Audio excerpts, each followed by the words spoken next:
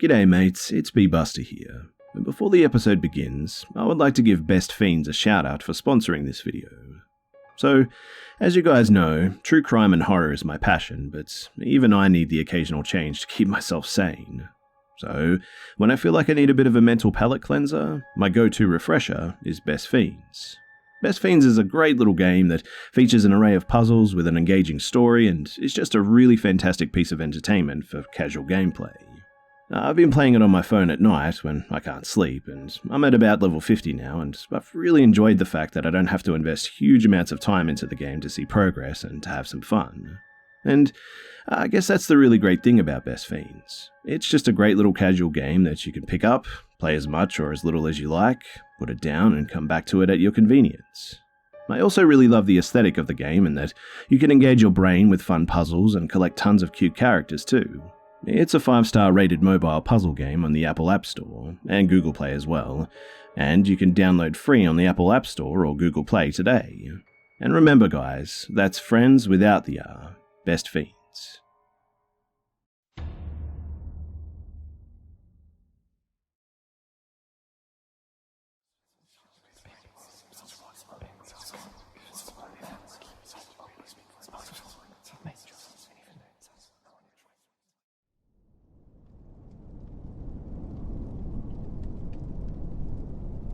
I was 11 at the time and living in a nice suburb area. We had recently moved into this house that my parents had built, and it was our first home versus rented house in a sketchy area, and it was actually a pretty nice neighborhood now. The whole family made friends quickly with lots of neighbors, but especially the ones 3 doors down. They had a daughter my age, and a male by the way, and a daughter 5 years younger, which was the same age as my sister. Our parents got along really well too, and we began hanging out quite a bit for barbecues at their house or parties at our house, etc. Friendships were formed quickly and seemed to be very strong. After a year or so, I started realizing things just weren't what they seemed though. I remember seeing police cars at their house a few times in the evenings, and when I'd ask my parents what was going on, it was always nothing, just checking in on them type answers. I was no genius, but at 11, that obviously still didn't add up. I mean, why didn't the cops ever just check up on us? Anyway, one day I'm at their house playing and hanging out, and the daughter goes across the street to get another mutual friend, which left myself and the father alone in the house. This was really no big deal, as it had actually happened before, but then he approached me and just seemed off. I still don't know what made me feel this way, but I was really uncomfortable and started thinking about leaving, in fact.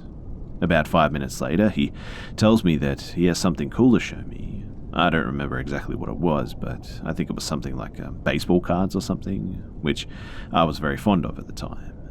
I excitedly started following him, and he pulled the attic ladder down and asked me to follow him, which I did without hesitation, at first. But then something happened, and I still can't process what it was, but he was ahead of me on the ladder, and when he looked back to help me into the attic, there was something just really wrong about the whole situation. Something about his eyes, his face, his grin or something. It just wasn't right. It looked evil. I can still see it clear as day and can't recognize exactly what it was that set my alarms off, but whatever it was plenty, because I jumped off that ladder and ran out the door as fast as I could. I sprinted all the way home and was choking back tears when I bursted through my front door. Mum was there when I came through and could see that I was obviously out of sorts and immediately started calming me down. As I came to my senses, I explained what happened, and my mum was obviously concerned with how scared I was, but mostly brushed it off to me being scared, young, and silly and all that.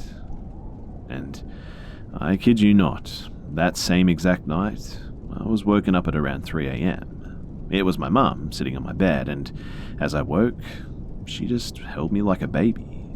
I remember how she smelled and how tightly she held me, and I remember her tears hitting my cheek. Eventually, I saw out the window to the neighbor's house, and it was surrounded by police and fire trucks.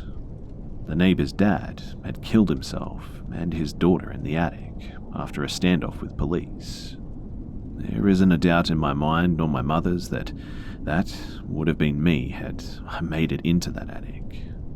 I still get chills thinking about it.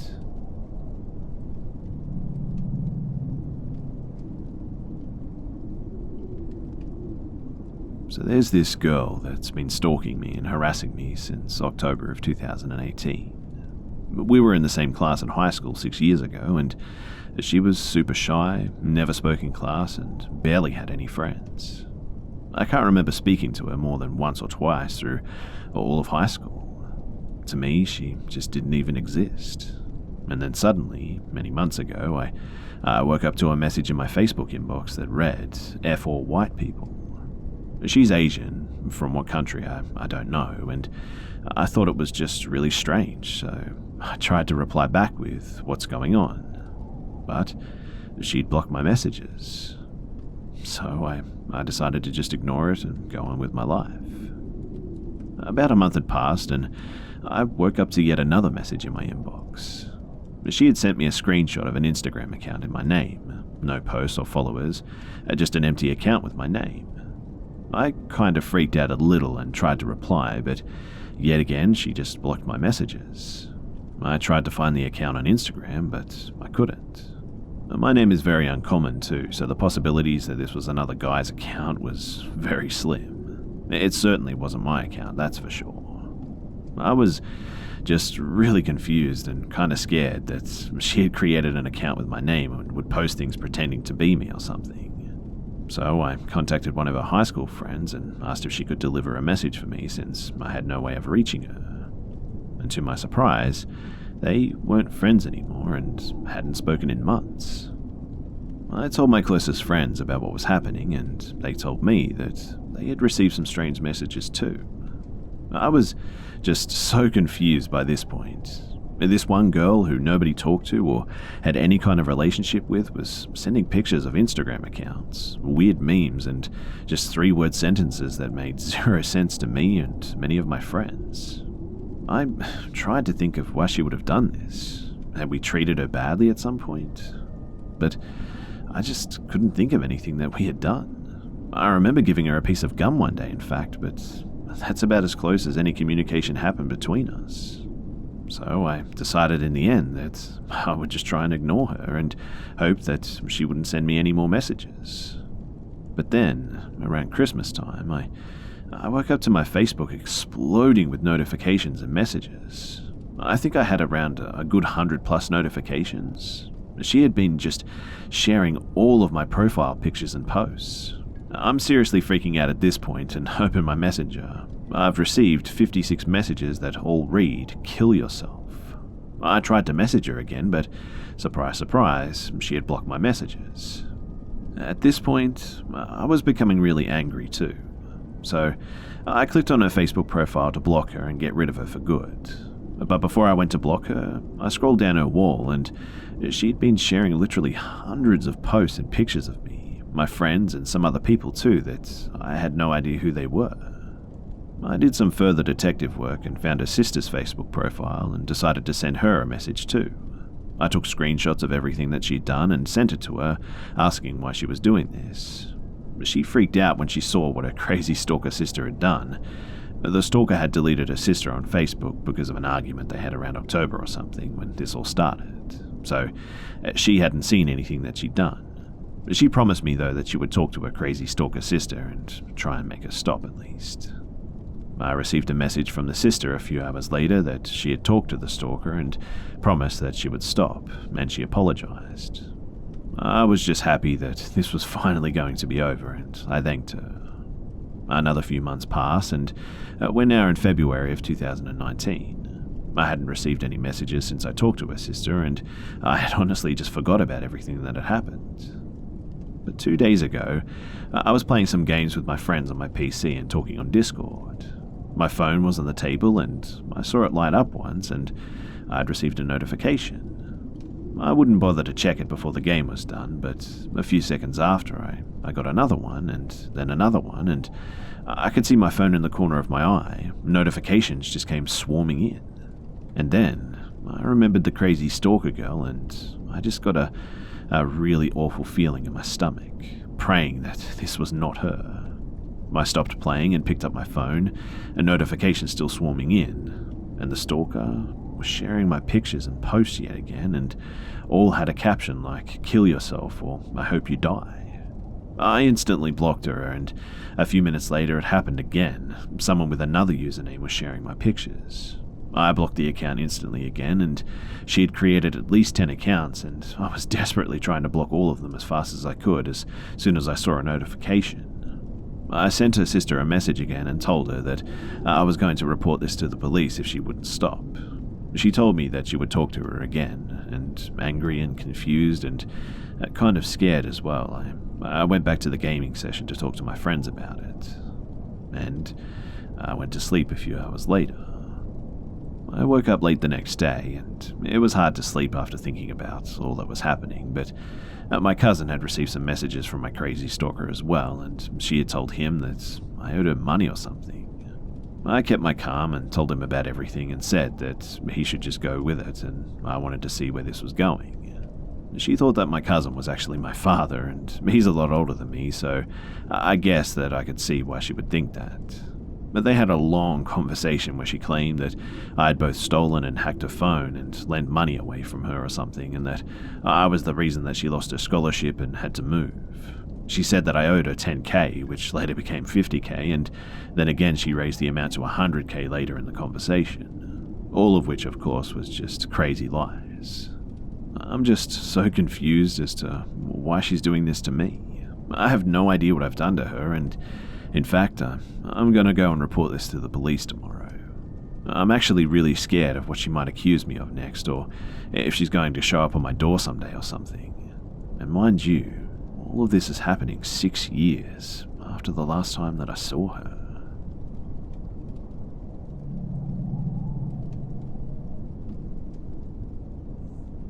So a little bit of backstory beforehand.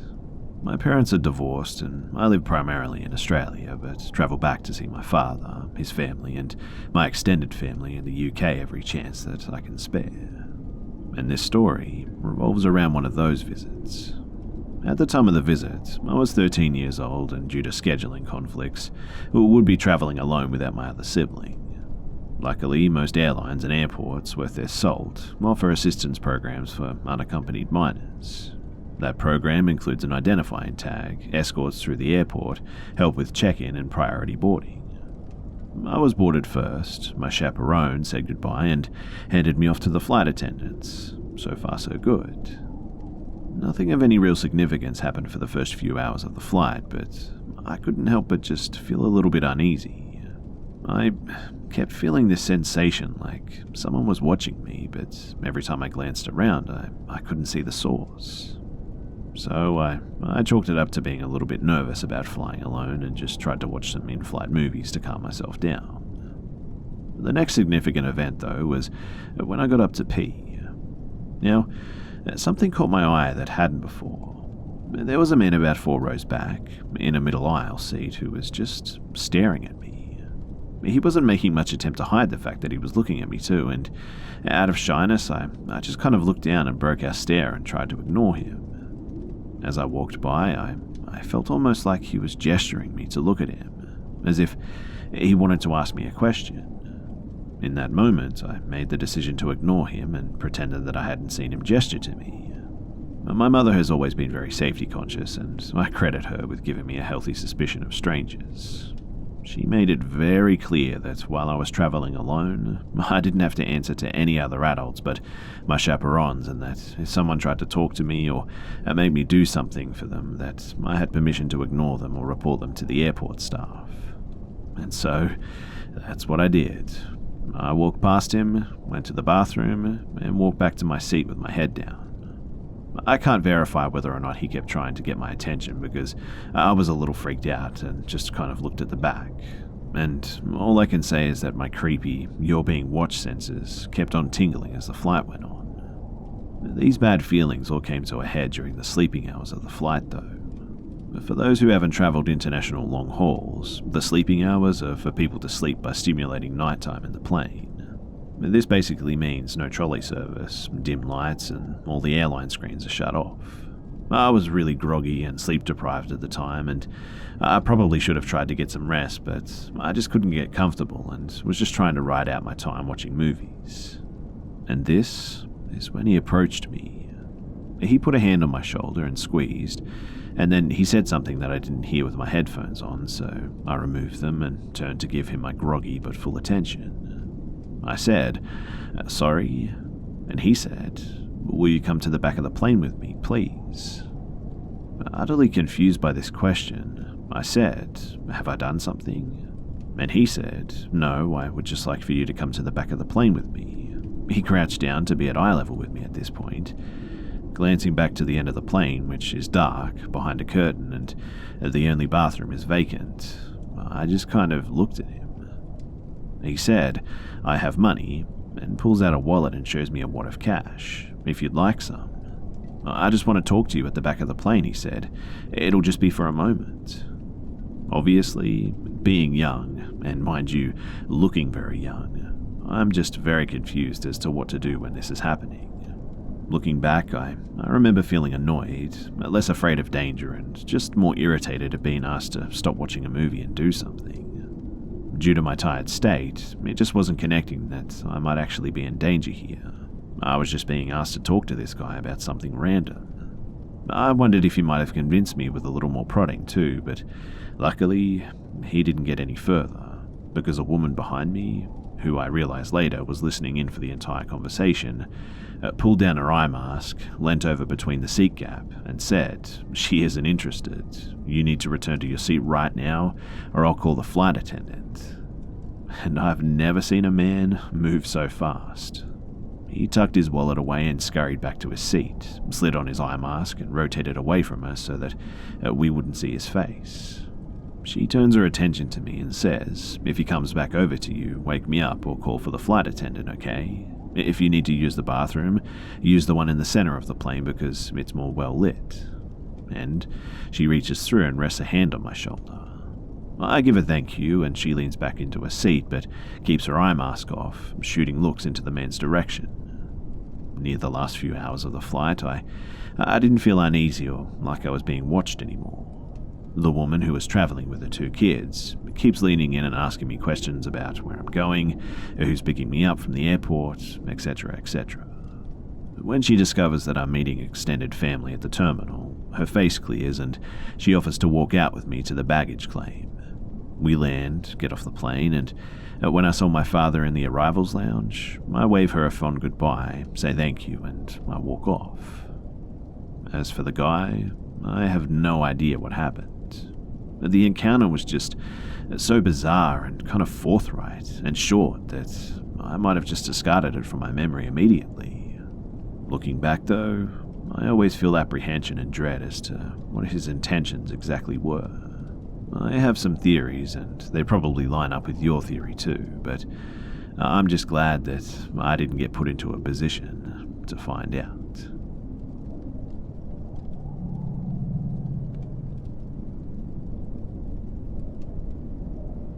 So, to start this off, this all happened at a decommissioned power plant. Now, on this property, there was a cemetery that the company had bought with the property. They were digging up graves and transporting them out at the time, and we had to have 2 security at the main gate and 2 at the cemetery while they were digging up the bodies and bringing them out. They did this at night because of the heavy truck traffic on the road leading out of the main gate during the day. Now, 2 had to be at the gate because we had to check off names and make sure all bodies were accounted for and none were missing. The other 2 guards had to be at the cemetery because of grave robbers who, if the coffins were left unattended, would crack them open and steal everything except the body, and also meth heads getting in there to get high. And so we always had 2 guards at all times there. Our company finally broke down and got us a shotgun that week after one of our guards was shot by a meth head. He did survive, by the way, in one of the outlying buildings. But everyone carried some sort of firearm after the guard was shot. For instance, everyone carried handguns except the LT, who kept an AR on him out of the cemetery. Now, this was a pretty normal night. I was in the shack watching Stargate when the radio starts going off with people from the dig site freaking out. Our response was, "What the hell is going on out there?" And they said that someone was going into the facility. So the LT and the guard with him followed and demanded that we followed, and so I grabbed our 12 gauge and we bolted in. But they described the person as a tall woman with short hair walking in. But this wasn't totally unusual because there was a neighborhood around where teens would get in and hook up. Gross, I know, but something just set everyone in the dig site into a panic. Well, we hooked up the respirators so that we could go in. We had to have them due to asbestos, and entered, taking every step with a grain of salt because none of us wanted to get shot. We were about 4 floors up when we see it, and it's going up the stairs. I was about to confront her when the other main gate guard grabbed my shoulder and pulled me back, and said, "Dude, look at her." I didn't think anything about it until I looked back and the person was gone, presumably up the stairs. The LT was shaking and I thought that he was going to have a heart attack, and everyone was just ghost white. The main gate guard looks at me and says, "Bro, she wasn't moving her legs." And it was at this point that the LT made us pull out and go back to the shack. He called the digging company and told them to get the hell out here now, and we tried to gather our thoughts before the company got on the radio. And someone said that, "Guys, she's on the roof." We ran out immediately and saw that there was a woman on the far side of the roof, the side without a roof access area, mind you. And we all looked at each other, and after that, I made the decision that it was time to quit. This was one of the most terrifying security jobs that I'd ever worked, and at this point, I was done. The 2 other guards did the same, and we took off our shirts, threw them in the shack, and we just left that night. I found out later too from one of the guys that the LT quit after turning in the camera footage of the incident and his personal body camera footage to corporate the next morning. We had a whole host of stuff that happened there over the short time that I'd worked there, but most of it was just small gates opening on their own, or knocks on doors and windows, some handprints on cars, I think, a truck being pushed into a ditch, and a whole load of stuff like that. But this was different because when I saw her on the roof, she didn't have any legs.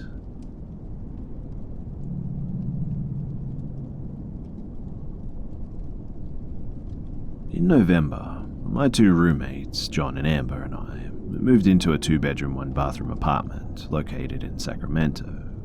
It really isn't the greatest area, and it's right next to the railroad tracks, but the rent is decent. From the moment that we stepped foot onto the property, though, something just felt very wrong with this place. I brushed it off, though, as the moving started, because I was already in a bad enough mood having to haul everything up the damn stairs to the apartment. So, at the first night, I didn't have my bed with me. There's a long story that goes with that, but I won't get into it. Although, the 3-inch memory foam topper that I had, it arrived the day before move-in, so I had something to sleep on instead of just bare carpet. It took me a minute to get comfortable, but I was so wiped out from moving that I pretty much passed out instantly just before 11 p.m. I slept for maybe 2 hours before I began to just feel really uncomfortable. I tossed and turned around a lot before turning around to face the right wall in my room, and when I opened my eyes, I shot back on the topper, seeing just a pale face of a woman. There wasn't a figure around it, just a face looking at me with a strange smile. But once I sat up to grab my phone for more light, there was nothing there anymore. And I couldn't shake the feeling of being watched the rest of the night. And nothing else happened for about 2 weeks. Another night, in the beginning of December, I had stayed up rather late hanging out with John and Amber. We'd been having a fun night just playing Cards Against Humanity, and it was about 1 a.m. at this point when we all finally decided to head to bed, and I climbed into mine. I should also mention that we have 3 animals that live in the house. 4 now, but the 4th wasn't there when this happened. John and Amber have a cat named Lego, and I have a small Chihuahua mixed dog named Jake and a fat jerk of a cat named Jedi. I normally have to sleep with my door cracked open, otherwise Jedi will howl about wanting in or out. He likes to come and go as he pleases. Now that it's noted too, the bathroom area is right outside my door. It leads to the sink and counter with a large mirror on the wall, and around the corner is the door to the toilet and shower. We have a nightlight on the wall by the outside sink area just so that we can find our way to the bathroom during our mid-sleep bathroom calls and whatnot. Anyway, I was exhausted and I felt myself just melting into my bed once again, enjoying the comfort. But for some reason, I just couldn't manage to fall asleep right away though. I can't explain it, but something just felt really off. I got the feeling of just being watched again. About 2 hours passed by of me tossing and turning, trying to get myself to fall asleep, and I was laying on my back when I noticed a black shadow emerge from the bathroom, moving out to the mirrored sink area. My door was over halfway open, so I could see it clearly now too. Just a humanoid shadow that was standing in the bathroom area. And now, it seemed like it was looking at me. But there were no eyes though, or any other noticeable features. But before I could say anything, the figure just charged at me in my bed, running so hard and fast at the foot of the bed that I thought it was going to crash into it. So I jolted back in shock and I blinked just for a second, and when I opened my eyes and looked around, there was nothing there in my room. I laid back down hoping that it was all just in my head, but when I saw it in the bathroom area again, it seemed a bit more bulky and tall, and it just loomed there in the hallway. It actually charged at me once again as I was in my bed, this time coming all the way up to the side of my bed into my face before it just disappeared right before my eyes. I felt the rush of air hit me as well as I was trying to scramble to the other side of my bed. Looking up, it was gone, and to this day, I still can't explain what happened. I looked in my closet and under my bed, and by this point I'd made some noise screaming, so my friends were awake and we just couldn't find anything. And so I just closed my door before turning on my TV in my room for some light, and I didn't sleep at all that night.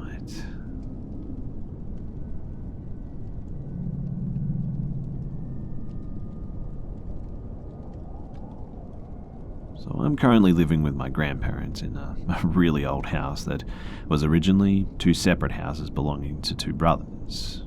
After the 2 brothers died, the houses were joined together and sold as one. I actually grew up in this house and have had a ton of experiences in it, both when I was a young child and now even as an adult.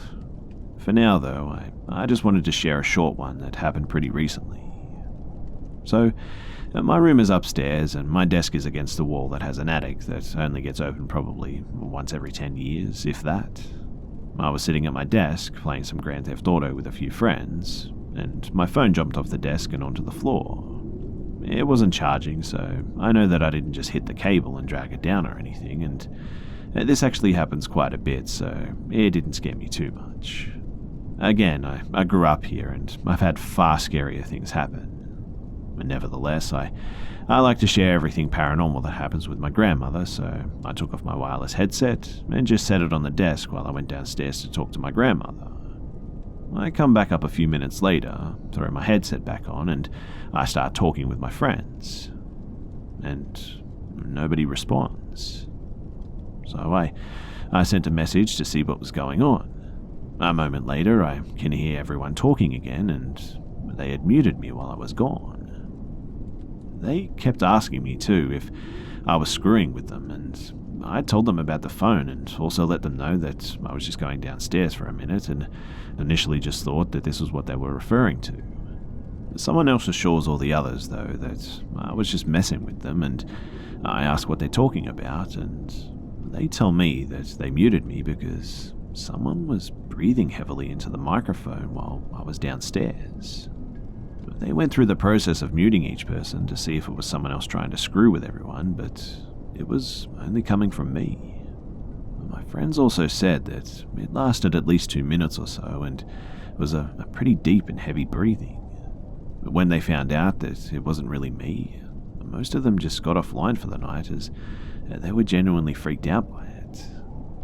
At first, I honestly thought that I was the one getting pranked, but I've asked several times since then, and everyone in the party swears up and down that it really happened. And they actually don't like it when I bring it up, too.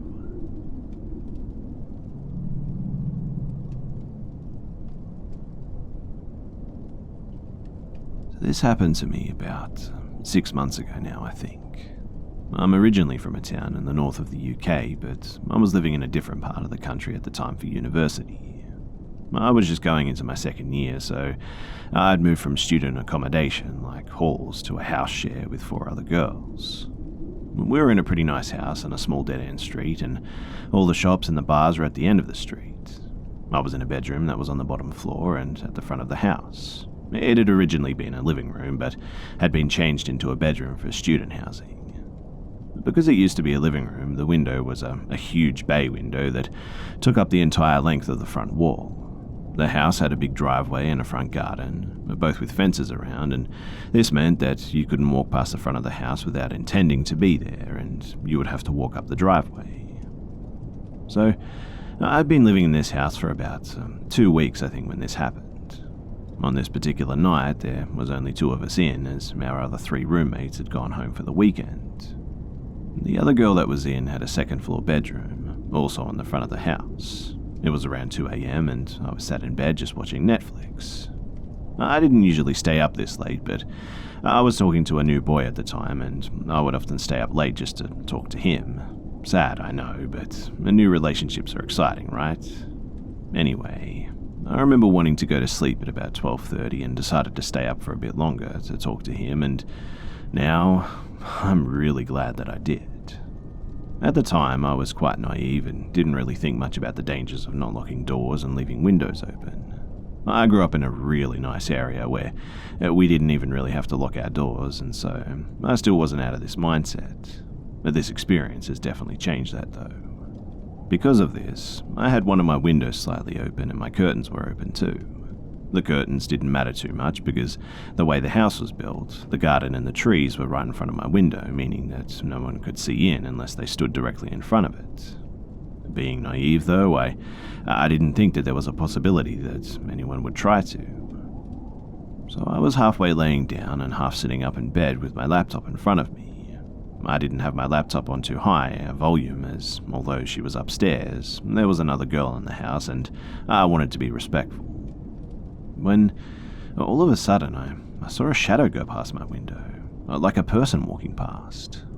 I froze immediately as, like I mentioned earlier, there was no way that someone could just walk past unless they walked down my driveway and were specifically coming into my house. I thought, though, that maybe someone had walked down the wrong driveway or was possibly cutting through and was going to jump the fence to another house or something. But something just didn't sit right about this at all. So I left my laptop running and I just looked at the window for a second. I couldn't see out the window at all since it was so dark outside, but I could make out shadows on the wall just next to it. For a second, there was nothing, and then a shadow of a man went past, and then the shadow of another man about 2 seconds afterwards. And it was at this point that I knew something was very wrong. And I shut my laptop immediately in the hope that if they looked in the window, they wouldn't see me. A bit of time went past, maybe like a minute or 2, and I just sat in the pitch black waiting to see if I saw anything else. After this bit of time went by, another shadow of a man went past my window in the opposite direction. It was as if they both walked in front of my window and to the back of the house, but only one came back. And I was certain at this point that they were doing something wrong, but for some reason I couldn't move. And my brain was trying to process a million things at once, and I was so scared that I think I just froze. I felt like if I moved that they would know that I was there, and I had no idea whether this was a good thing or a bad thing. For all I knew, they could have been hoping for a young 19-year-old girl to be inside, and I didn't want to run the risk of letting them know that I was there. I was also completely naked under my covers, and it definitely crossed my mind that if I got up and they could see in the window that they may see me naked. After what felt like an eternity, though, of just sitting and waiting, I heard a loud bang on my window. It sounded like someone had hit something, like a rock off the window with force or something. I assumed that they were trying to break the window and panicked hugely, but still couldn't move. I can't explain what was going through my mind, but it was almost like I was waiting for a completely definitive thing to happen before I got up, as if I was being overdramatic or something.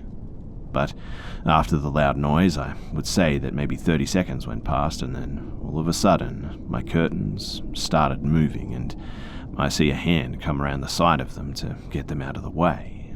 They were big curtains and my openable windows were on either side of the big window, meaning that you were slightly blocked, even by the open curtains. I then look over to the curtains and I see a figure of a man climbing through my window, and he was halfway through my window with the top half of his body inside my room. And this is when my mind finally decided that this was a fight or flight situation, and I shut up and I ran towards my door on the other side of the room. It was locked, so I had to fumble for the key, turn it, and then open the door and run, all the while making a huge amount of noise. I ran up the stairs and knocked on my roommate's door, still completely naked I should add, so the image that she must have got when she opened a door is pretty amusing to think about. But anyway, she opened the door almost immediately, which I found odd for it being 2 a.m, but I was thankful none the least. I told her what had happened and we locked the door and started panicking. Neither of us knew what to do as we had never been in a situation like this before. Being stupid and young, I decided to ring my mum. Completely not helpful to the situation, but I wasn't thinking straight, and she told me to ring the police immediately, obviously too. So we rang the police, and because we didn't know if the men were in the house or not, they arrived within 2 minutes, as it may have been an active burglary. I had left my laptop and all my possessions in my room, mind you, other than my phone because it happened to be in my hand when I ran. So if they were in my room, they would have had plenty to take.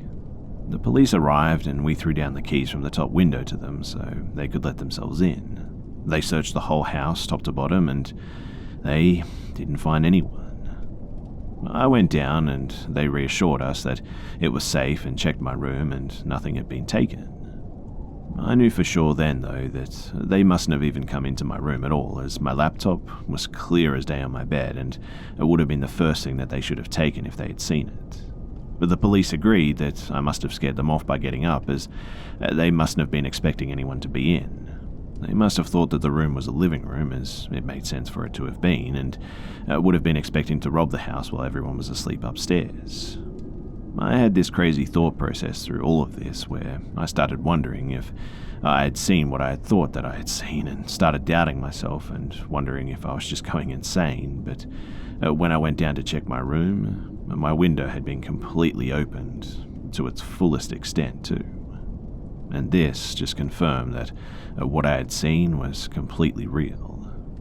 I learned a valuable lesson about leaving windows open that day, for sure. But while the police were there, they actually got radioed about another attempted robbery just a couple of streets along from mine, and they suspected that it was the same 2 men. Nothing ever came back about that though, so they mustn't have caught them, unfortunately. They told us that if they did catch anybody engaging in similar crime, that they would get back in touch, but to this day, they still haven't. So either they've been caught and not connected to my case, or they haven't been caught at all. CSI came the next day and actually managed to get a fingerprint from my window, but they said that the person must have been sweating or something, as the fingerprint was too smudged to get anything from. I am so glad that I decided to stay up later, because if I hadn't been awake for this, they would have physically been in my room by the time that I noticed that they were there, or they noticed me. But the thought of waking up to 2 men in my room is just terrifying, and I'm not sure what they would have done if they had gotten to the room before realizing, as there was no easy escape from them for me. They would have had to have climbed out the tiny window again, or unlocked my bedroom door and then the front door to get out. But this might have led to a violent and nasty situation if they had realized that they were stuck in a room with an eyewitness, and it doesn't even bear thinking about. Also, my roommate told me after the police left that she actually woke up for some reason about 5 minutes before I came flying up the stairs, and she said that she heard the loud bang on my window when she was already awake. But she started to get a bad feeling after that and had waited for a bit, sitting on the end of her bed next to the door just in case I came running up. It's pretty interesting too that she actually woke up during this, as the men were not loud at any point other than when they hit the window. And maybe it says a lot about the body's ability to detect danger. I, unfortunately, ended up not being able to sleep in that room after that without having all the lights on, and soon after decided to move back home for university because I felt just so uneasy at living down there and whatnot. In the end, I think I was pretty lucky, and it was a bit of a narrow escape.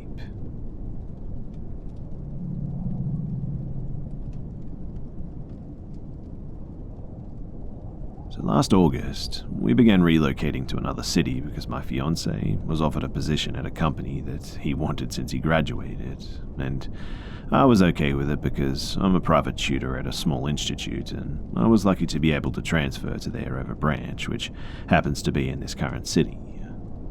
After we made sure everything could work smoothly, my fiancé started moving us in August, as I was able to do my transfer in September, so I had to wait. Although, because my schedule is usually more flexible in the summer, we did make a couple of rounds together. So he found a house that was new, a little out of town, but on the cheaper side nevertheless. And he's helping me pay my student loan, so although we earned a good amount, we have to save most of it for that, and we've decided at this point that we would get married once we were both debt-free, and he had some credit card debt that we're also working through. Now, my fiancé mentioned the first time that he began moving things that the house had some problems with electricity and he wasn't sure what it was, but they just stopped working out of nowhere. I told him to contact the realtor to complain, as we were told the house was perfectly ready to move in, and excuse my language, but although the rent was cheap, we did pay a buttload during the whole process of moving and deposit and whatnot, so I didn't think it was fair that we had to deal with this. We never did talk about it again. He did call the realtor, and someone went and checked, I guess. I don't know the specifics, I just know that it wasn't a problem again. And then I fully moved in September, started my new job, and everything was good. On the 28th of December, we were going to go drive to the old city to go to my fiancé's sister's birthday that was the next day and stay for the weekend. Unfortunately, though, I had to stay until late Friday at work and told my fiancé that I'd just take the train in the morning and he should go. So I came home late that night, maybe 11 or 12, I'm not too sure. All the lights were on, TVs were on, and my fiancé's desktop computer was also turned on. It's not a big house, but it does have many rooms, so someone would have to have intentionally turned them all on one by one. You can't just forget to turn them off too, so I texted my fiancé to ask, and he told me that he didn't do it. It could be a problem with the electricity again, since the door was locked and there was no sign of anyone entering too. I just let it go. Also, we have an alarm system, not a motion detector, but it's on the windows and the doors. If they open after the alarm is on, they go off, so I just directly went to bed, put my phone on the charge next to me, and put like 20 different alarms to make sure that I would wake up, and even put the ringer on the loud set. So the next day, I wake up, turn to check my phone, and it's not next to me. I honestly had a small heart attack, to say the least, and I got up, started looking around, and it wasn't anywhere. We don't have a landline, so I don't know what to do at this point, and I ran to my laptop to check the time, and it was around 11 a.m. And while I was extremely anxious and upset that I missed the train and the birthday, I was more anxious that my phone was missing. I messaged my fiancé on Facebook and told him what happened, and he wasn't angry, he was just annoyed, and I was almost certain that he thought that I was making up an excuse. I then asked him to call my phone so that I could find it, and he did, and there was nothing, no noise. He said that I must have it on silent or something, which I never ever put my phone on silent when he's in another city, especially because I want him to be able to reach me at all times in case of the worst.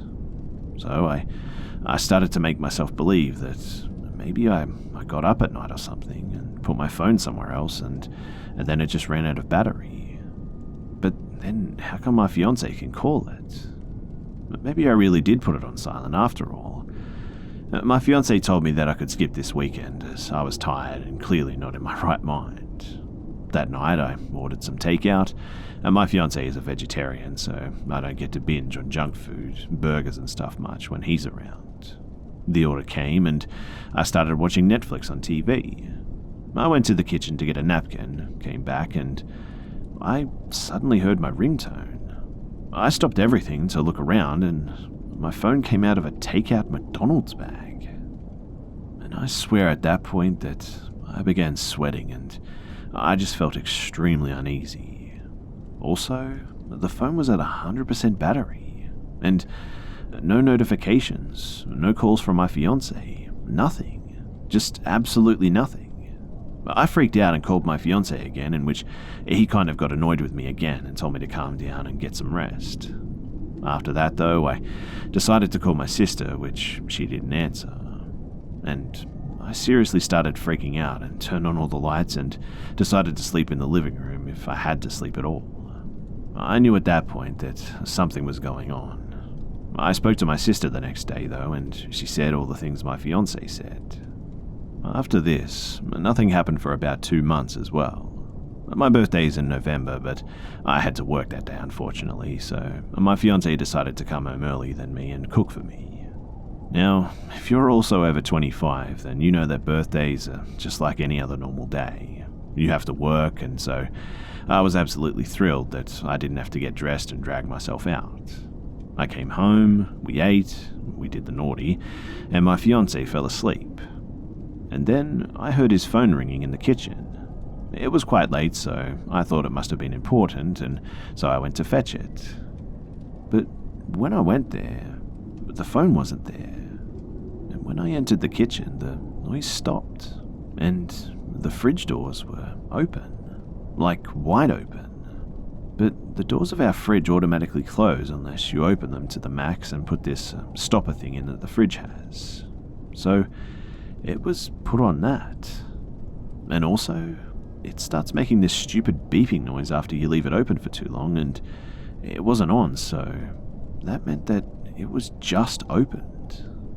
I freak out again, call for my fiancé. He ran inside, probably thinking that someone's about to murder me, and I told him what happened, and he said that my phone is on silent and that it's on charge next to me. You must be dreaming, and you must have forgotten to put it on. You're tired and whatnot.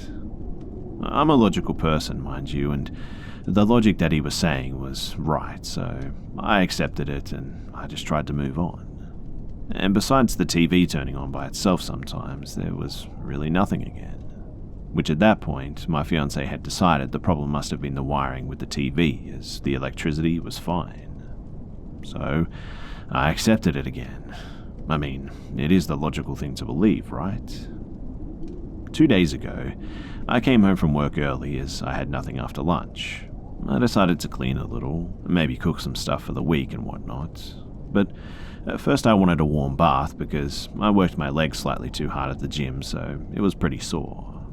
So I prepped my things, even put my laptop on to catch up on my shows, nice coffee and whatever else. I filled the tub with hot water, which is important. It was quite hot, and I had to slowly get in to not burn myself, but that's how I enjoy it. Just when I was about to start my pampering too, I heard the door. I had some Amazon orders that I was expecting, so I got up, put on a robe, signed for the packages, and got back. It was a maximum of about 3 minutes, I'd say. But when I got back, the water was ice cold.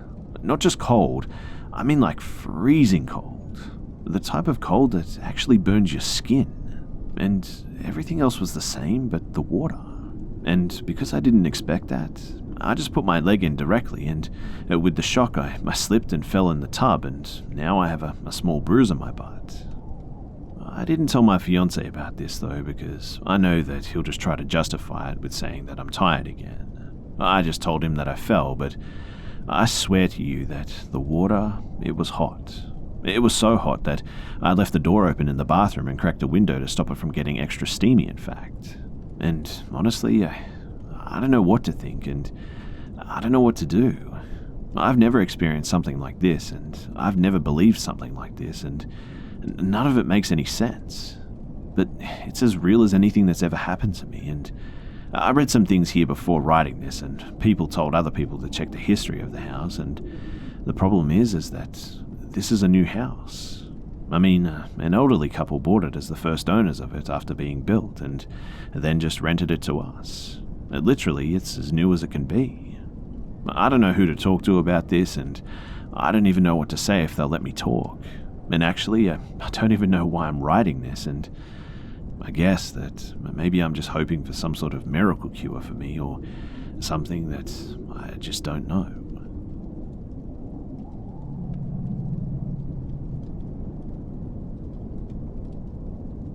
I've been dating my girlfriend for about 2.5 years. She's a small blonde with a positive attitude about pretty much everything.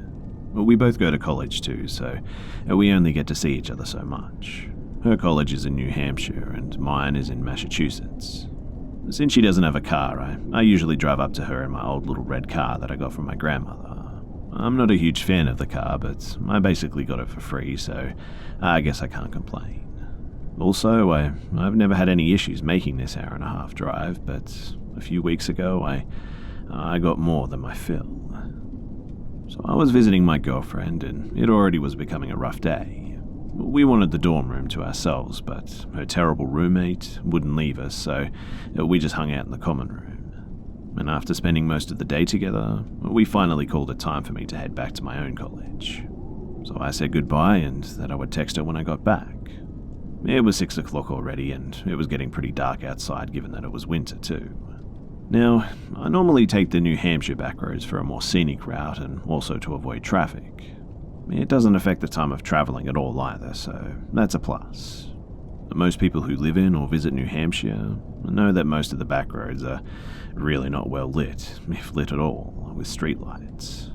This isn't too much of a problem because I can just put on my high beams. About 30 minutes of driving, I turned down a road that looked as if it was just a wide path. The GPS said that I'd be going straight for about 7 miles, and due to knowing about the way New Hampshire roads could be, I didn't think much of it. The street was like how I mentioned before, and was narrow enough for a car and a half, surrounded by the woods, and was not lit with streetlights pretty much at all.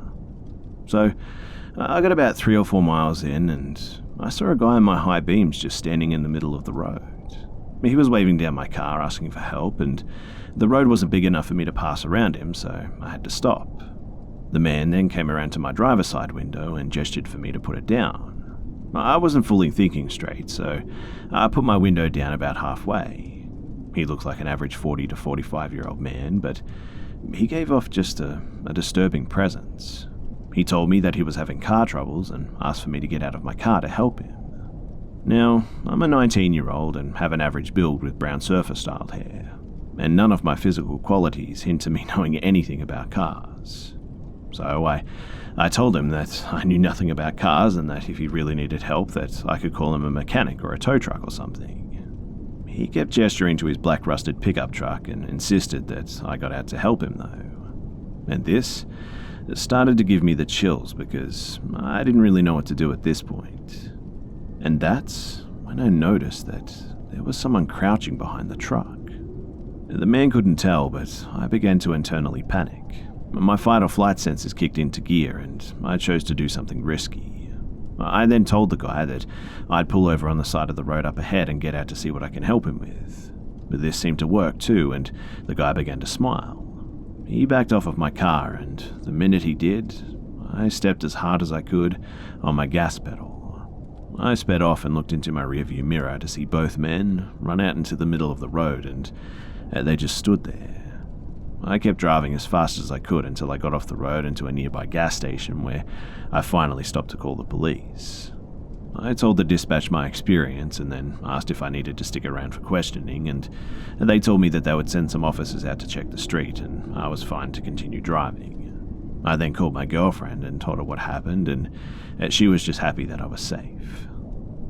To this day, I have no idea what those guys' intentions were. I don't know if they were actually having car troubles or if I was going to be carjacked or potentially worse. Needless to say, though, after that night, I will not be driving the back roads alone at night anymore.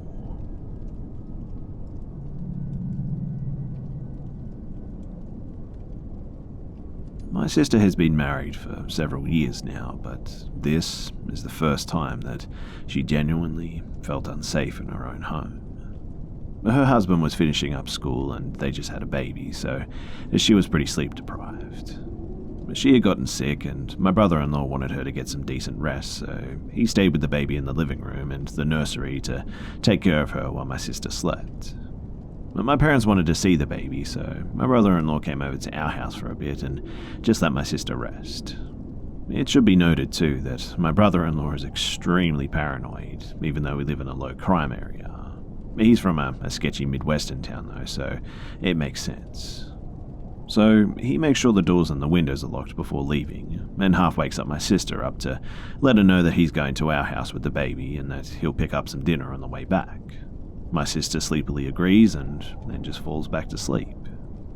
Fast forward a couple of hours and my sister has to wake up to breast pump because her chest is starting to hurt. She prolongs this though and tosses and turns for a while because she was still exhausted and didn't want to get up.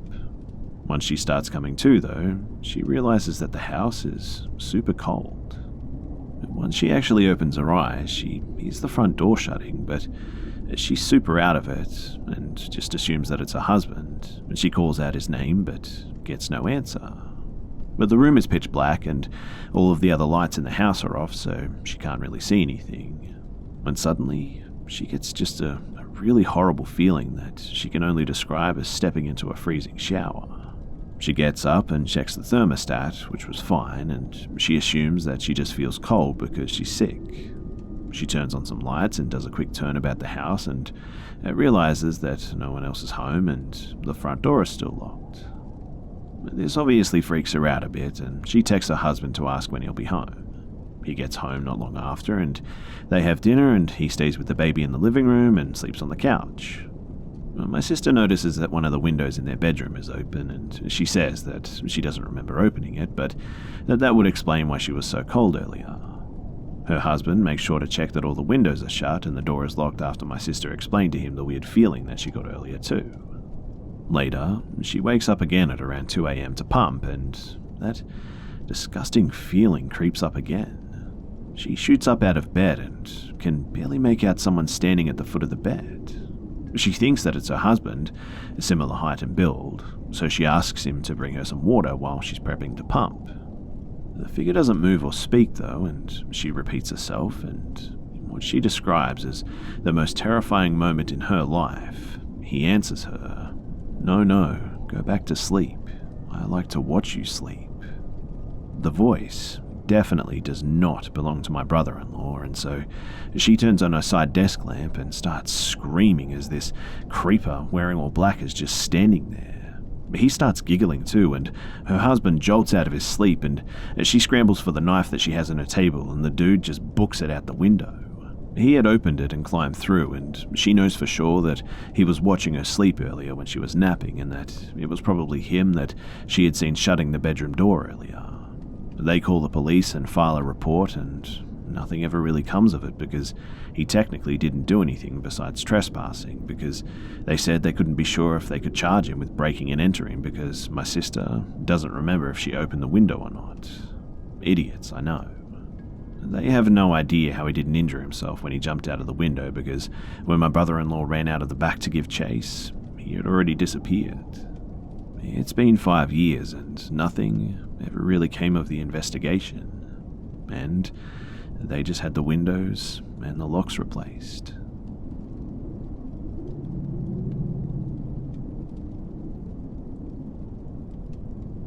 So this all started during my first class. One day, a group of us was walking together along campus, and slowly members began branching off. It ended up just myself and a guy who I was not inclined to befriend. I only knew his name, but I didn't want to be rude and not keep walking along with him. He asks me where I'm going, and I tell him that I normally take a nap between classes and was going into my dorms. And he asks if he can see my suite. Normally, this would be a no-brainer red flag, but my particular building was renowned for being fancy, and others frequently asked to see inside. So I say sure, not wanting to be mean, and thinking this guy will just take a quick look around and give the typical jealous comments and then just leave. We go inside and I show him the basics, doing so in a way that we ended up back at the entrance of the suite. This whole time he's not saying much, and I'm only announcing things dryly, so when I give a confident and quick, "It's pretty nice, see you around," I thought that he was just going to take his leave. I turned around and went to my room at this point. I did not show him any rooms or say where anyone stayed, and a few moments later, as I'm sitting my stuff down, I turn around and he's there in the doorway, and he's silent. I don't say anything because, well, I don't want to invite him in. I just want him to go. And so I just look at him and then start picking stuff up and moving it around trying to look busy. He slowly walks a couple of steps into the room and asks, "Have you done the coursework yet?" And I tell him no. But by this time I assume that he's trying to hang out, and I tell him again that I'm planning on napping. He doesn't even skip a beat and says, "That's okay. I can watch you sleep and help you with it after." I smile, no tone, and then silence again. I immediately tell him that he needs to leave and follow him until he's actually gone out the locked doors, and I know that he can't follow me back in. I also told a lot of our friends about this, and they were pretty creeped out and made a point not to leave us alone again, ever. We finished the year out, and I haven't thought about this guy in a long time. I didn't know anything about him at all as well, still only knew his name. Flash forward a year though, and some change to the next summer when I'm taking a bus ride home from a different part of campus, so it's not my normal route.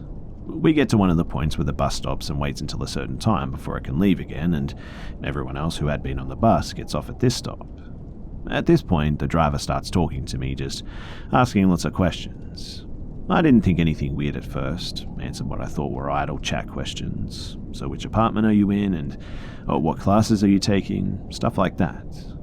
But then, as more and more questions just kept coming, I started to feel uneasy with his mannerisms and became extremely vague in my answers.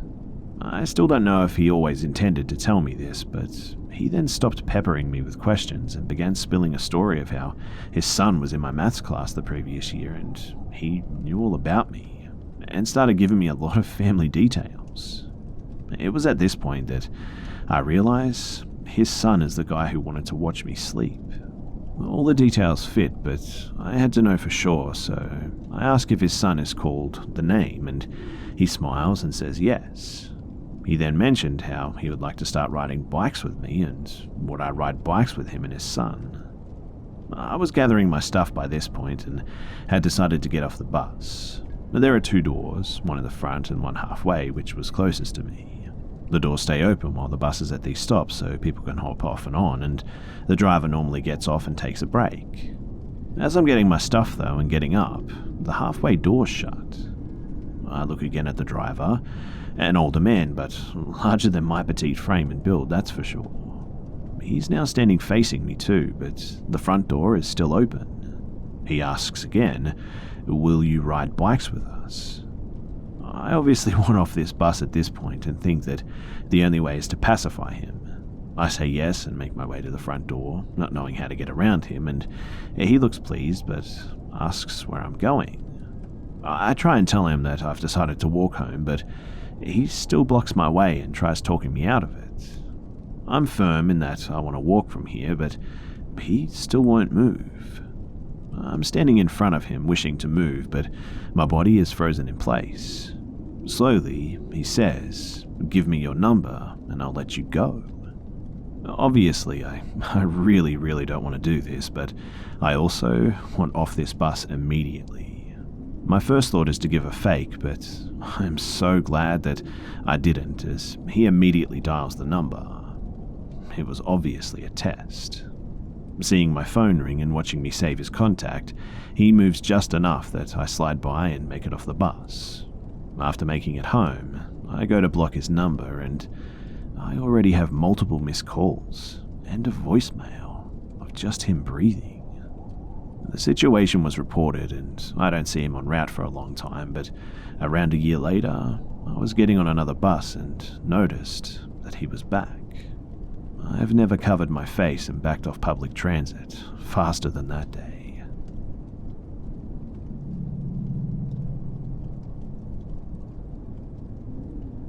So I was 15 and my mum was out for the night and I was just home studying.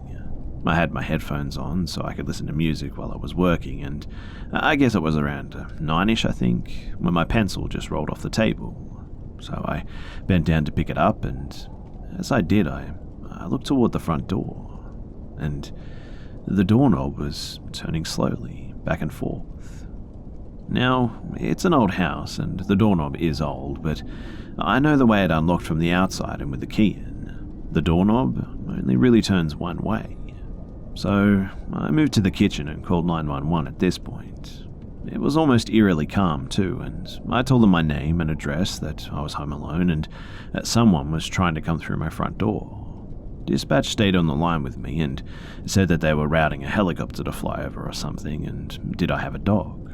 I did, and she told me to call the dog to the back door and then open the door and bring the dog in, because they were going to use infrared on the backyard. I asked if that was safe, and what if he was in the backyard, and her advice was to scream and she would notify the police en route that an assault was in progress. So I called my poor little cocker spaniel to the door and pretty much threw him over my shoulder and into the house before slamming and locking the door.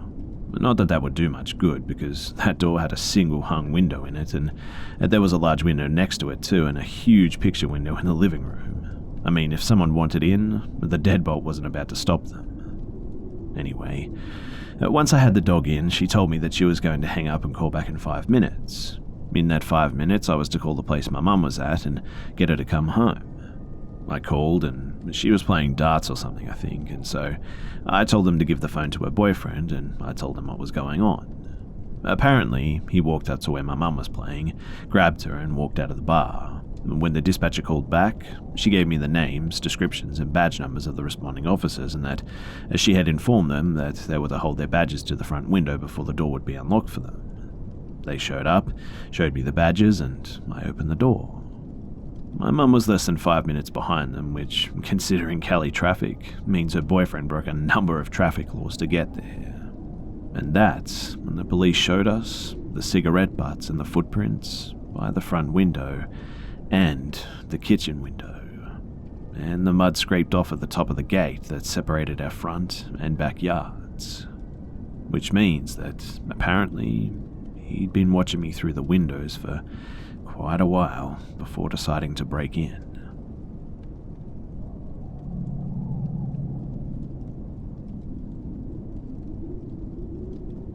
I lived in Sydney as a child, not hustling and bustling inner city, but kind of southwest in what you would call a more family-based environment.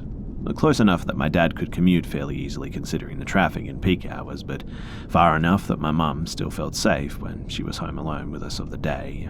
Sydney City is pretty dodgy, and normally only those who can have cash to splash can consider themselves properly safe.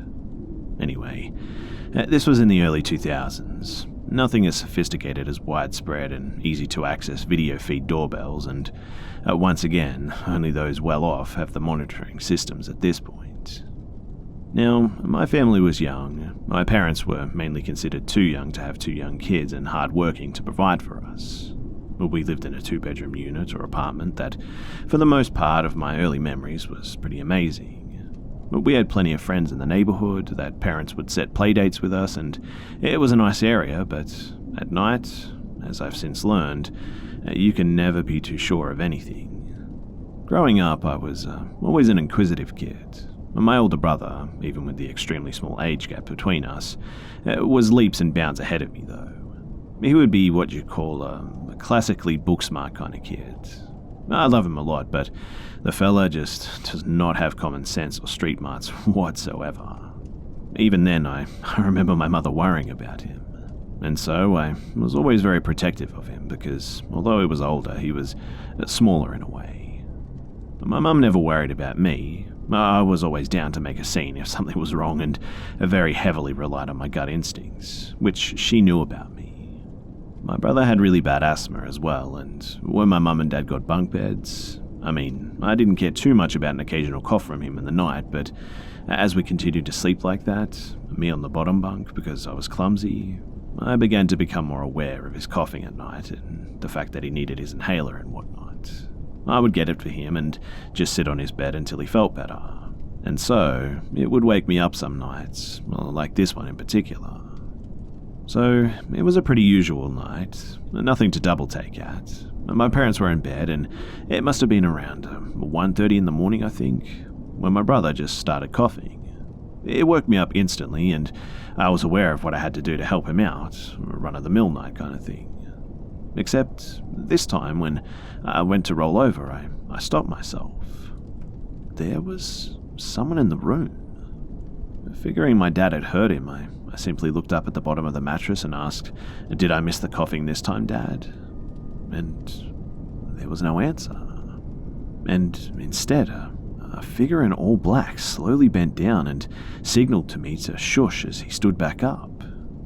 I got out of bed and just kind of looked at him, and he was standing bolt upright, but his head was cocked to the side as if it was a fascinating thing, that my brother was coughing his guts out. Eyes fixed on him the whole time, just shifting the tilt of his head every now and then. I got a gut feeling that this wasn't normal or safe, and the dread finally washed over me, and I screamed for my dad. The man didn't even break his stare and just stood there until my dad rushed in with a bat. He gave one more glance at me, and then he just took off, weaseled past my dad, who couldn't get the angle to swing, and he just bolted. My dad took off almost in step with the creep, and I kind of adrenaline blurred the next bit from my junior memory, but my next memory is watching my dad walk back up the street dragging the bat. Apparently, he had chased him fueled with anger, but just missed when he swung at him. For the record, I vaguely remember that Dad wasn't very convincing, I'd say. I think he just said it to calm my mum and us down a bit, but he was really fit and quite a muscular guy too, and he probably got a couple of good ones in before it was over. Obviously, we went through the regular steps with policing and statements, but nothing ever really came of it, and we ended up just moving not long after that incident.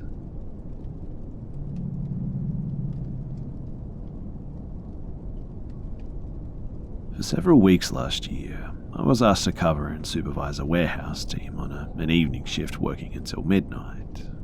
One of my duties was to check the whole warehouse at the end of the shift for security and health and safety reasons, ensuring that everything was good for the morning shift, who started at 7 a.m. Now, I'm not really one for measurement and couldn't tell you the exact size of the warehouse, but think of a large supermarket over 3 floors and that will give you a pretty good idea of how large the place is. One night I was running late in the warehouse alone at around 0:45 a.m. on the top floor, and the top floor was laid out in a long narrow picking aisle, much like a supermarket, with a small packing area where I was stood collecting paperwork. All the aisles were in complete darkness as the lights were powered by movement. The only lit area was the packing bench where I was stood. I was standing square on to one of the aisles and could see down to the very far end of the top floor from where I was. I just finished my paperwork when I heard a click and the light at the very far end of the aisle came on. I knew it was the one at the very end as it illuminated the door and wall. I looked quite surprised because I knew that there was nobody else in there because they had all gone home about 45 minutes before. I mean, I'd watched them all leave. Seconds later, a click again and the next light came on. Then the third light a few seconds after, and by this point, I'm starting to get pretty scared as one by one, the aisles begin to just light up section by section as if something or someone was walking directly towards me. The hairs on the back of my neck stuck up, and I was frozen as the whole aisle just clicked and lit up till it eventually reached the end of the aisles, just feet from where I stood. I looked around pretty carefully, and I can assure you that there was nothing there that could cause these lights. No rodents, no animals, no cockroaches, nothing. And it's safe to say that I never stayed that late again in the warehouse on my own, and it did freak me out. I told a few of my colleagues too, but none of them believed me.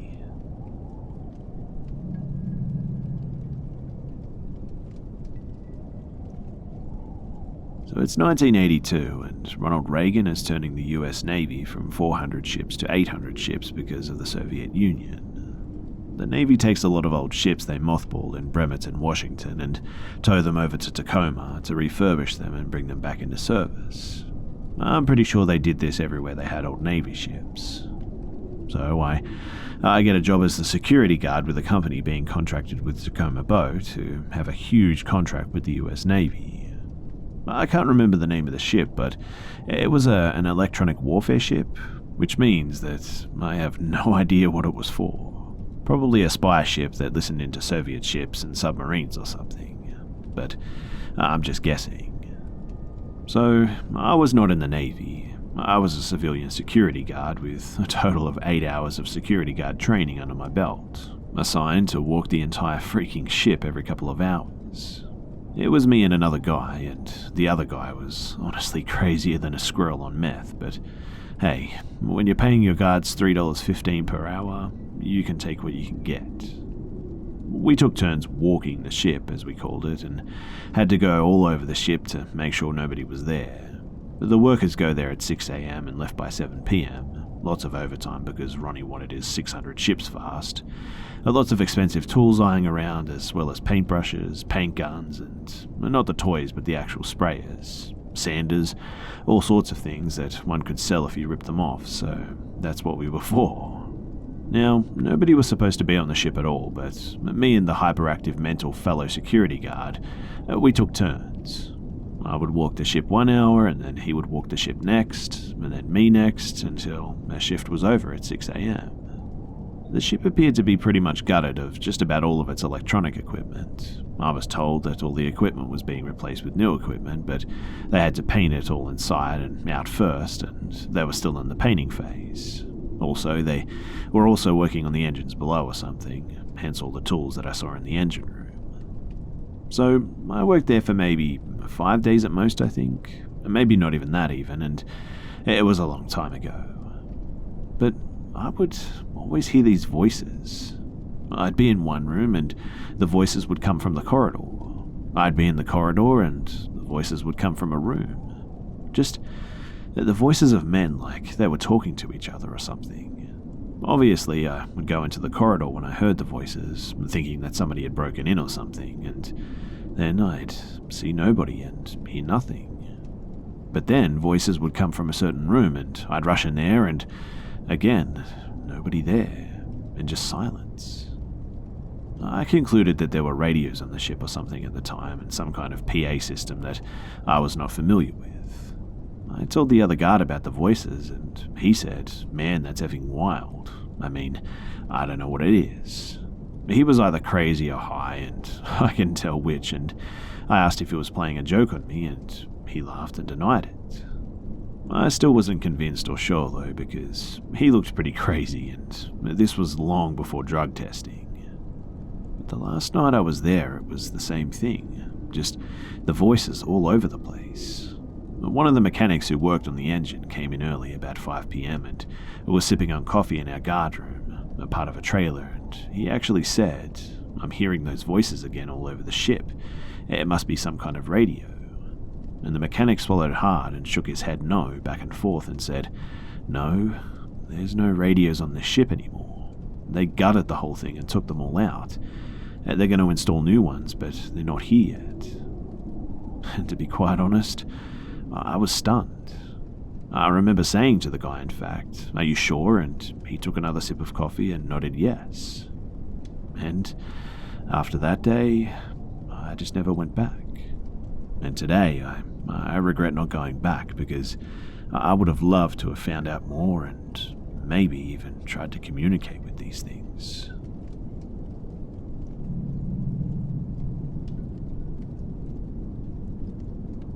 Since I was a kid, around 12 I think, I've always seen these dark shadowy movements in my peripherals when walking around my house, watching TV or anything else. I used to think it was just my imagination, as I was self-aware that I was only young and my mind could be making this up. Seeing these movements, though, stopped when I was around 15, but came back as I turned 17. I'm 18 in a few months, and some other stuff has happened since then. I should also say, too, that I haven't ever seen anything like this anywhere else or been afraid like this in other people's houses. I should also disclose that my house is exactly 100 years old this year, and I even found an old World War I helmet in the garden, and I don't know if that has anything to do with this, but I think it might. Anyway, since the shadowy movements have come back, a few things have happened. So one day, as I was getting into bed, I heard a female voice say my name. I thought it was my mum, but she had gone to bed hours earlier, so I replied with something along the lines of, "Yeah, what do you need?" and I got no reply. I didn't think too much of it, though, and I just kind of shrugged it off, and then I heard my name again seconds after, but this time I was too afraid to answer. That night too, I couldn't sleep, so I just laid in bed thinking about what happened, and this is when I heard my bag start to move. I know it was my bag too, as it was the only thing near my bed at the time. The noise I'm talking about is like the shuffling noise as something is being dragged across a carpet, although the dragging noise was very gradual. After a while it stopped, but obviously I didn't get any sleep that night. Months have passed since that happened, and since then I don't think too much of it, but I remember thinking at the time that there was 100% something else in my room. Now, the second thing was I was home alone playing a game on my PS4, and I actually heard my sister walk up the stairs and into her room, and walking up the stairs for a minute or two. I also could hear her muffled voice of her talking to someone on the phone or something, and I should point out too that I actually saw her in the corner of my eye as the living room door is slightly visible from where I was sitting and has a large glass pane in it. And about an hour later, my dad got back home and told me that he was going to pick up my sister from work. I didn't tell him or anyone that I thought I had seen my sister walk up the stairs, but that has definitely made me feel different about the house.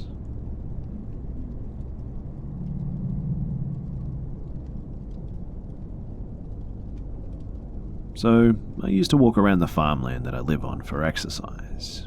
My sleep schedule was pretty messed up for a while, and I slept during the day, so I decided to walk at night.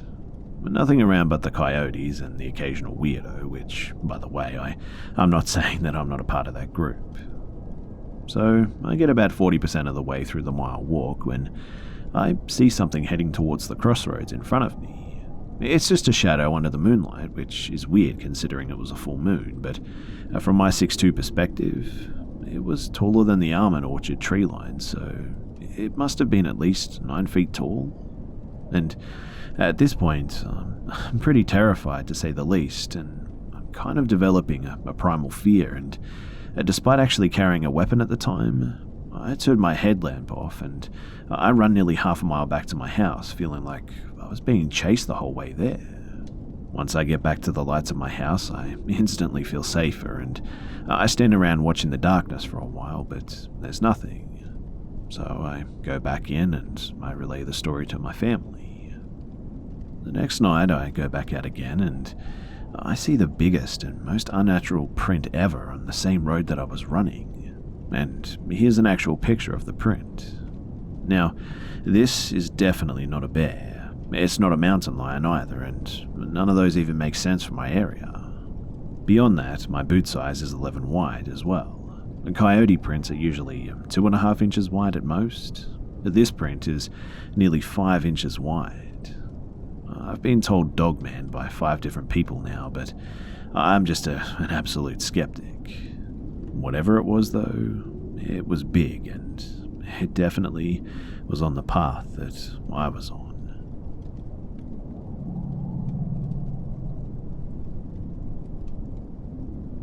So this happened to me around my freshman year of high school in 2011. I was around 13 or 14 years old at the time, and my sister was 4 school grades younger than me.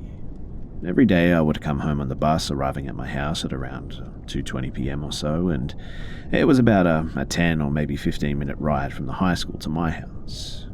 I lived in the countryside, so my stop was a ways away from the other neighborhoods that kids lived in. My house was directly next to a farm, and we only had a few neighbors, all older folk who stuck to themselves pretty much. Due to living in a rural area and having an extremely long dirt driveway, when I got home from school, I had to walk a few minutes down the driveway before I got to the back slider door.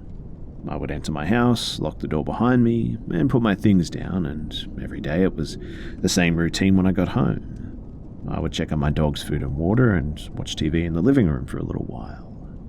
Now, my living room window has a perfect view of the front yard of my house, as well as the driveway and where the bus would stop at the end of our driveway too. And here's where things started to get interesting. So, while I would watch TV in the living room, I would keep an eye out of the window to watch for my sister to arrive home from middle school and make sure that she got off the bus and up the driveway safely. She would get out of school around 2:30 and arrive at my house closer to 3 p.m, and I would keep the door locked until I knew that she'd be home in a few minutes, and then I'd unlock it so that she could get into the house when she gets into the back door. I did that same thing this day, just like every other day, and while in the living room, I saw my sister's bus pull up to the end of the driveway, stop, and I watched her get off the bus. I remember she was wearing a North Face jacket, a scarf, and she had a fairly large teal backpack on, jeans and boots. She was walking up the driveway and went out of my view, and I heard the back slider door open, close, and lock as she came into the house. From where I was sitting in the living room, I could see her walk past a doorway down the hallway to her room, and I yelled out her name and asked her how school was, but I didn't get an answer.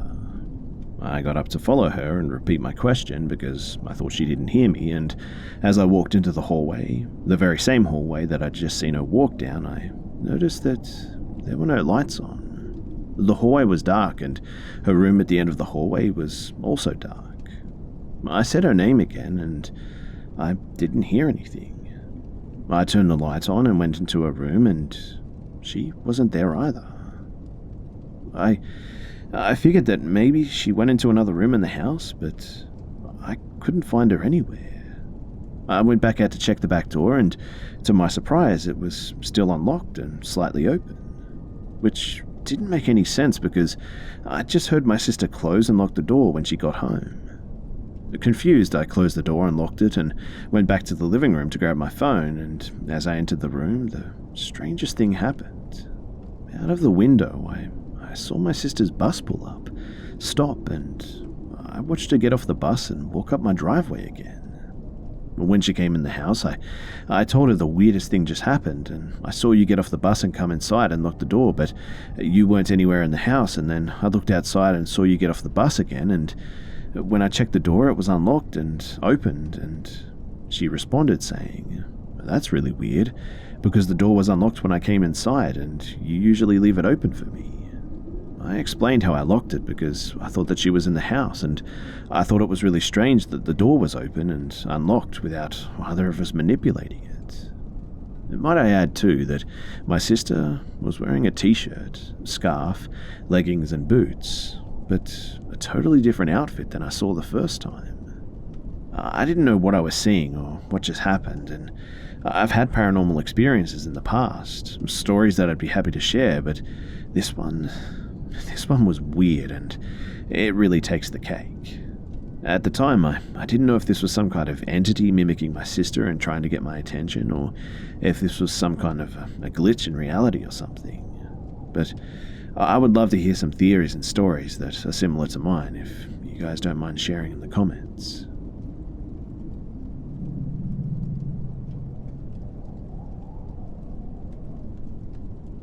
So my parents told me this story some years ago, but I had forgotten about it until, well, recently. So, to put some context to this, I was born via C-section in a fairly decent hospital which, at the time, lacked a supervised parking lot, having instead an open parking space whose sole guards were a group of people that would often clean the cars for a fee. Not that the C-section was bad, but my mum had to stay some days in the hospital after I was born because she got sick, and I must say that my dad has yet to this day to forgive any of my mother's family for barely showing up to either visit or care for her as well. He never left us alone, as it was sadly very common back then to have kids snatched away by either medical staff or just random strangers. Not that it no longer happens, but it was just rampant back then. Now, by the time my mum and I were given the green light to go, my dad walked her to the parking lot and my mum was holding me in the blankets and everything was going normal. Save for the fact that it was getting pretty dark, but suddenly they noticed a man approaching them, one hand inside of his jacket. The guy was walking towards them at a seemingly slow pace, but my parents knew right away that there was something off about this dude. My mum was obviously in no condition to run, and my dad refused to leave her behind should this guy attack, but they silently decided that it would be best if my mum let my dad run away with me if the situation arose. As they were still somewhat separated from the guy, my dad pushed my mum into another direction, trying to go back into the hospital until this guy in a raspy voice said, "You've got a pretty baby girl in your arms. May I see her?" This raised all the alarm bells in both of my parents, and they said that they had a feeling that they were done for. I was covered from head to toe in at least 2 layers of thick blankets, and only my mum could see my face, and they even hadn't talked to the man, so that meant that he must have been following my parents from inside the hospital to know that I was a girl. But they had little time to react as the guy started approaching at a fast pace, and they knew that they wouldn't make it back to the hospital on time. No other person was seemingly around the area to help, and they thought that they were done for, at least until one of the guards came rushing into their aid, screaming at the creep. And the dude was old, but still had strength to beat this weirdo, and what's better, the ruckus begins to attract other guards who shielded my parents and forced the creep to run away, chasing him even until he was nowhere near the hospital. It turns out that the guard had seen this person from a distance, but it wasn't until he spotted my parents that he realized what was going on. My parents are forever grateful for the interference of those men who not only saved them from being potentially killed, but also saved me from being either sold to another family illegally or other shady business that I don't want to even think about.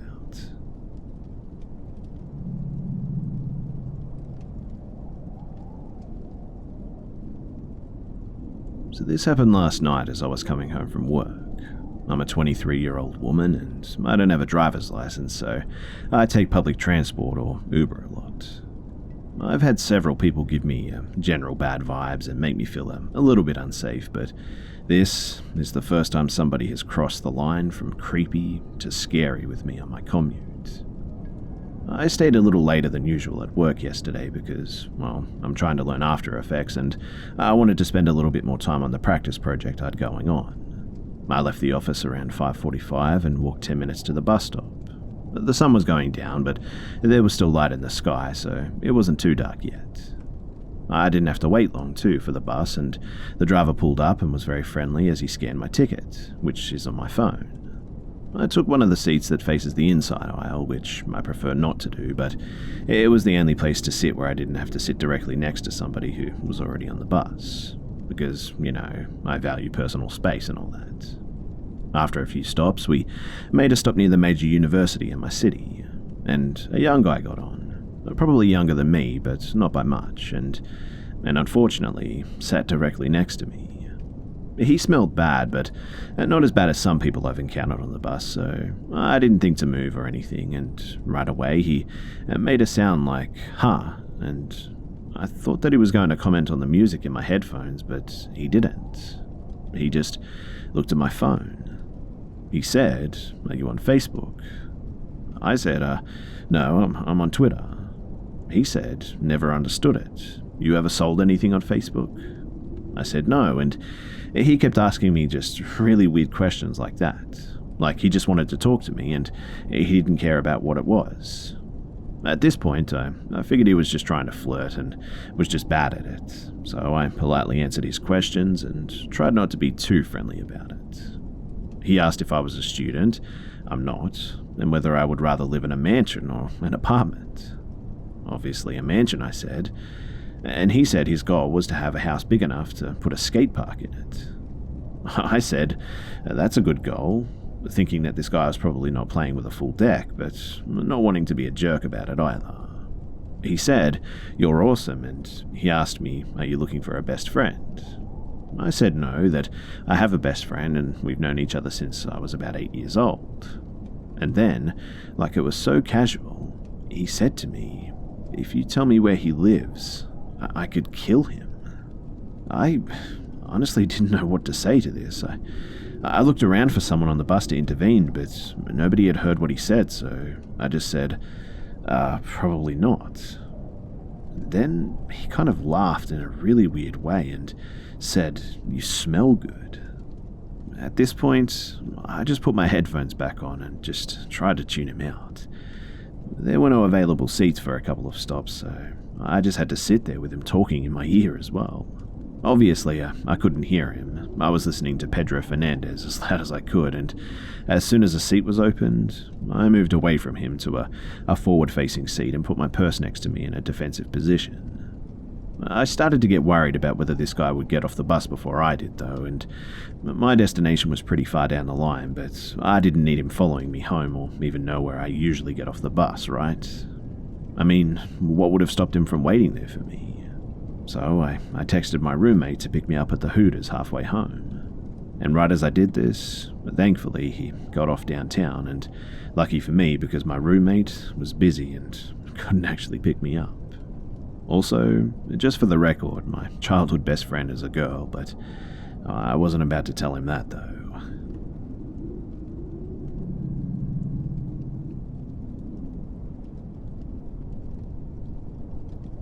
For some background, I've grown up in South Africa my entire life, and I live in a generally safe area. Any medical professionals in South Africa, doctors, physios, etc., they have to complete a year of community service where the government places you in most likely a rural area where you're expected to work in a public facility and around the community.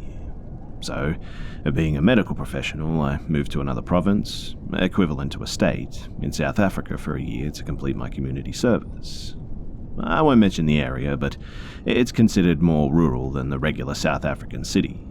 Needless to say, not living there for very long, I wasn't always sure which hangout spots were considered safe and which I should rather avoid.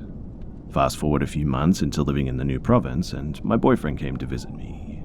He drove around and noticed a huge park enclosed by a fence, and there were tons of families walking around in the grass, braaiing, our version of a barbecue, sitting on benches and all that stuff. But we thought it looked pretty safe, so we chose a spot on a bench and sat down to talk. But my boyfriend still lived back home, so we were doing the distance thing. I was sad that he was leaving again in 2 days and started crying, relevant later. But he calmed me down and we sat looking at the people walking around. Next thing we know, there are 2 guys walking from about 20 meters away, straight towards us. They looked extremely sketchy too. Clothes mismatched and torn, and the typical kind of gangster walk. We thought they might walk past us, but they literally walked straight up to us, and being from South Africa, my boyfriend and I both had a bad feeling about the encounter to come. They approached us, and we froze in place, and instead of getting up and walking away, we just kind of sat there. One of the gangsters, covered in gang tattoos, crouched down next to me while the other one went around to my boyfriend and stood close to him. The idiot on my side had some weird bandages or some type of white glove on his hand. They asked if we could help them with some money because they just got out of jail yesterday.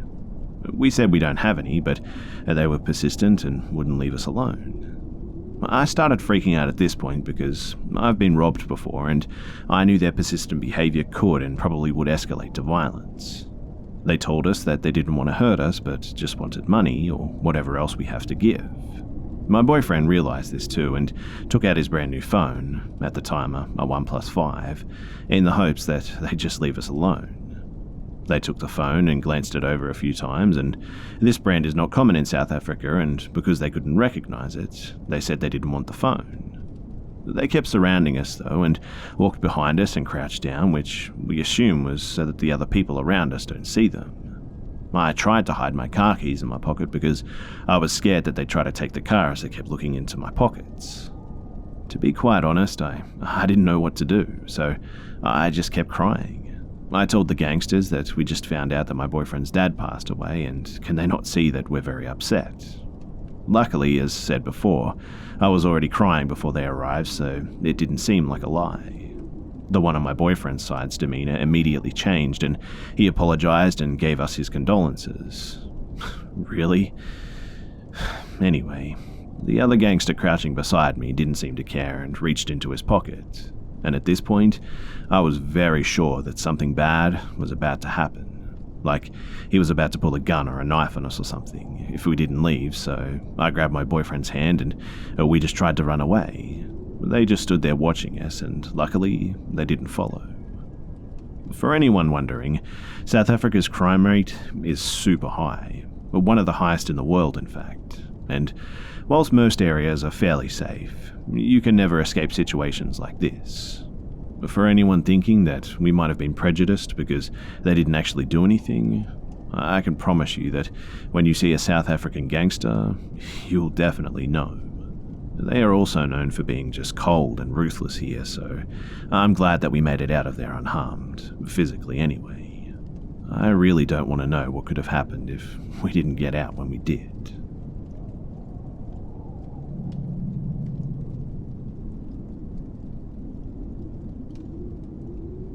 This happened to me a couple of years ago while I was still in high school.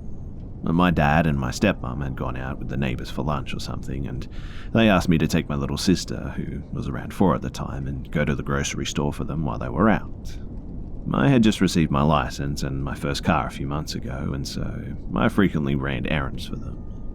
But we lived in a pretty remote country town. All we really had was a grocery store, a Walmart, a McDonald's, and 2 gas stations, and it was usually pretty quiet. I had no problems with going out on my own, even at night, to run errands, and had never had any issues in the past. So I got to the store and had gotten the groceries with no trouble, and I put them in the trunk of my car and was strapping my little sister in her car seat. I drive a VW Beetle, and I had to move the driver's side seat to get to the back where her car seat was. I moved my seat back into position, and I got in, and I had turned my key into the accessory position, but I had not started the engine yet when I noticed movement in my peripheral vision. I turned, and I saw a man leaning over my car on the passenger side with one arm braced against the window. And my car is little, obviously, and this man was really tall, like at least 6'5", and he was straight up looming over my car. Now, me being a small-town country dumbass, at first think that this man just needs help. I'm just about to turn and roll the window down when I notice 2 things. The hand that isn't braced against my car is trying to open the door, and the second thing is that the hand that is braced against my car is holding a pair of handcuffs.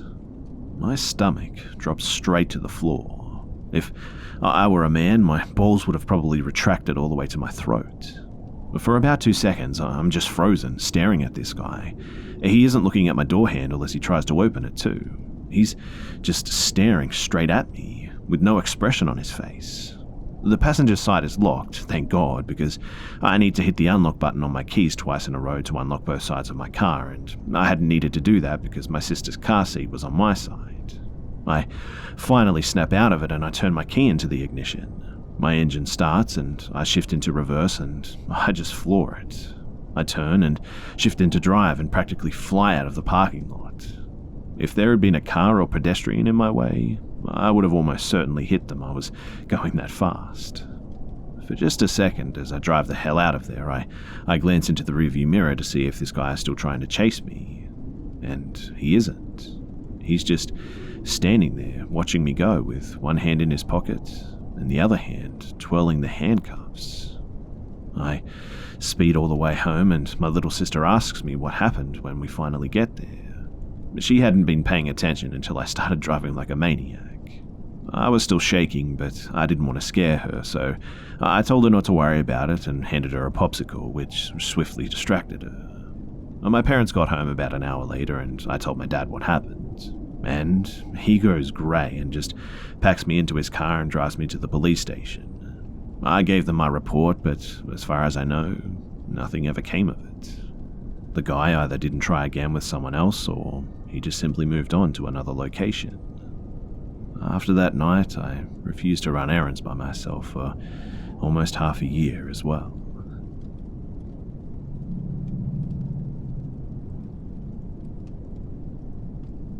My dad was a freshman in high school during the time, and he was active in sports and was in a football season. Back in that day, he said that he would have to walk to and from school, and that they used to use what they called the Stinky Tunnel to transport because it eliminated the risk of crossing over the train tracks. This tunnel was approximately 50 yards, and a lot of homeless people and druggies would stay in that tunnel overnight for some kind of warmth or cover for the winter and autumn nights. Now, one day, my dad went to school as usual and then had football practice after. They were getting ready to play a big game, so practice lasted a while, and it was around 7 o'clock when he finally got out and headed home. The walk back home was approximately 372 feet. I know this because I've measured it myself since then. He got to the Stinky Tunnel, which he decided not to take because there were already people down there, the druggies and the homeless, and he decided to walk across the train track instead.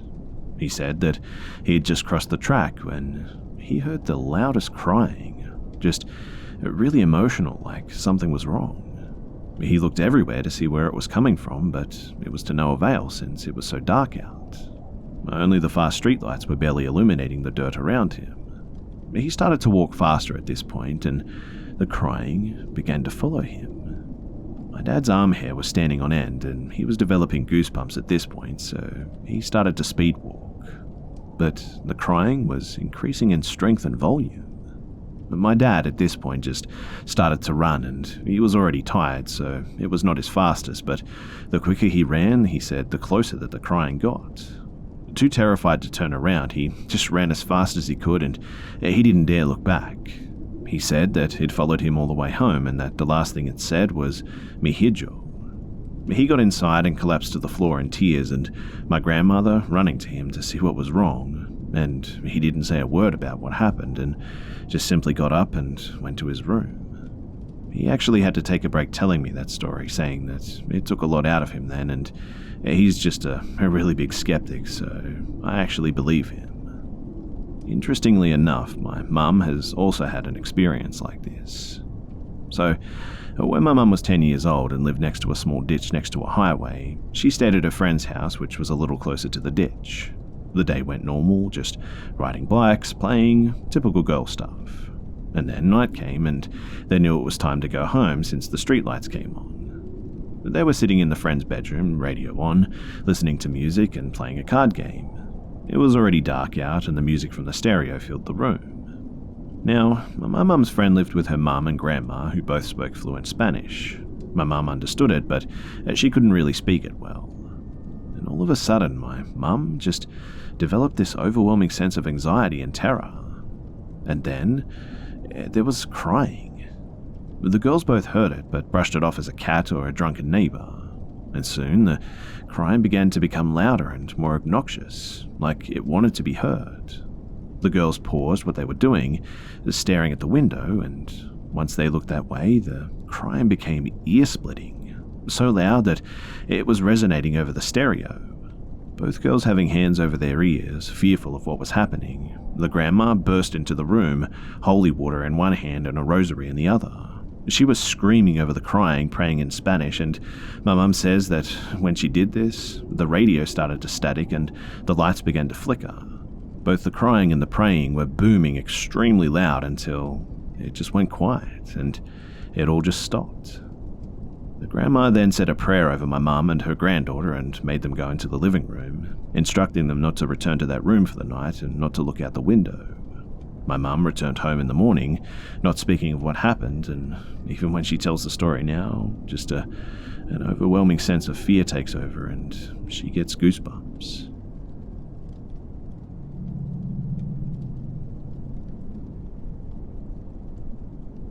This story comes from my dad, who was a security guard for the hospital in our small town. The hospital was built in 1908, established in a mining community, and then turned into a nursing home for miners. My dad had the responsibility of just walking around and looking up the offices and making sure no one else stood around after 10 p.m. This was a 3-story building, and the bottom is where the basement and the old morgue was. The second floor being the meeting offices, kitchen, gym, dialysis center, and visitor bathrooms, and the upper floor was where all the elderly residents stayed and were taken care of. He says that he was walking around on the second floor, just locking up the bottom visitor door and checking offices for people around 11 p.m, and he walked by the women's and men's visitors' bathrooms near the gym. As he was walking by the women's restroom, he heard a woman who hacked a very loud, obnoxious cough, ripped a paper towel from the dispenser, and then it just went quiet. He waited by the door for someone to come out, but no one ever did. He waited a little bit longer, and still nothing. He finally knocked on the door and said, "Ma'am," and there was no response back. So he slowly opened the door, and the lights were off, and there was only an echo that filled the hall when the door loudly squeaked open. He turned the light on, and there was no one in there. He checked the 2 stalls and the small shower that was in there, and it was all empty. He glanced near the trash, and he noticed a piece of torn paper towel, shriveled up and thrown into the trash. Well, he quickly walked out of the restroom and left, and to this day, he swears the cough was as clear as day, loud and eerie. He can't explain it, and he's a pretty big skeptic. There are many other stories of personal experiences that I've had in that building when visiting my dad, but I'll share them another time.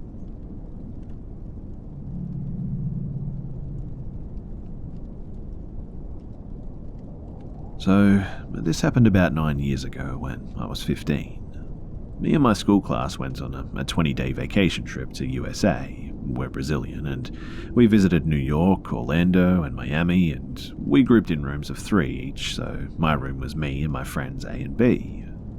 We stayed and ate at the Hilton Hotel in Miami, room 408. I'll never forget it, for only one night, and there were these strange things that happened there. So it was about 9 p.m. and I didn't have any plans for the night, so we thought of just renting a movie on TV and watching it and then just going to sleep. So A went in for a shower to get ready. And suddenly, me and B hear the sound of glass breaking come from inside the bathroom. It was one of those glasses normally found in US hotels near the sink. So we thought that A had just broken it somehow. So we just laughed to ourselves thinking A just messed up. But then A comes storming out of the bathroom, asking why the hell we entered the bathroom and broke the glass like that by the sink. So me and B were like, dude, there's no way we entered and you didn't see us, right? So how could it have been us? We never reached an agreement, but we all just moved on. A bit later that night, all of a sudden B turns white as a sheet and is scared. He claims that he just saw a dark figure rapidly entering towards the bathroom, but neither me or A believed it, because we didn't see anything. He swears that he saw something, but again, we just moved on. About 30 minutes later, and the phone rang, and I stood up to pick it up. One of our friends in the other room was calling. Nothing strange about that, but it was then that I saw it. A dark figure moving quickly toward that bathroom. I got pale and dropped the phone on the floor, and the 3 of us freaked out. We didn't know what to do, and it honestly scared us half to death.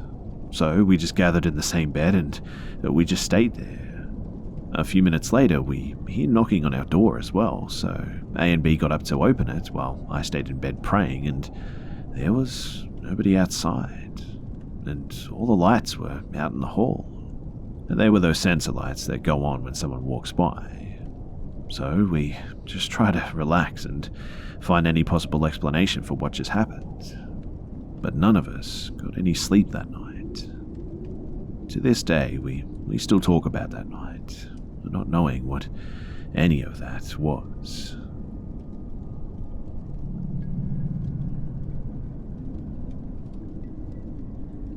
So, I'm not the only one in my house who has heard their voice replicated by something that resides in my home.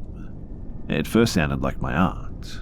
My mum heard her talking in our dining room. She said that she couldn't quite understand what she was saying and assumed that she must have been just having a conversation with my grandpa, who was the only one awake at the time, around 12 in the morning.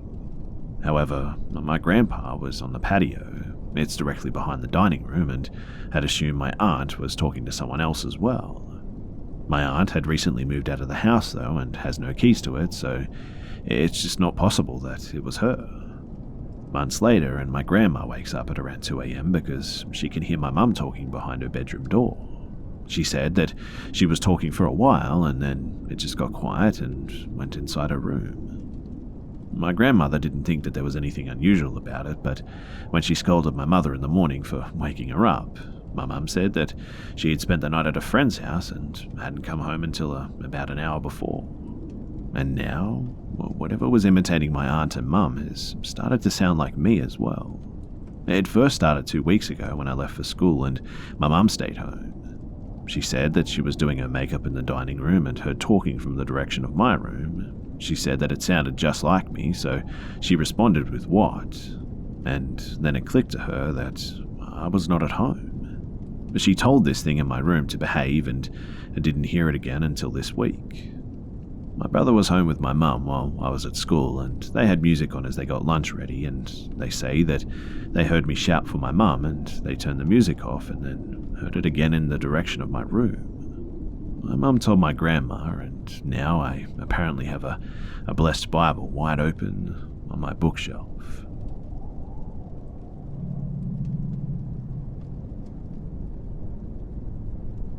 About a week ago, a dispatcher who had answered multiple calls from the residents did a ride along with me and talked me into taking him to the house. He had read every post that I had made here, so he was up to date with the latest spooky stuff going on there.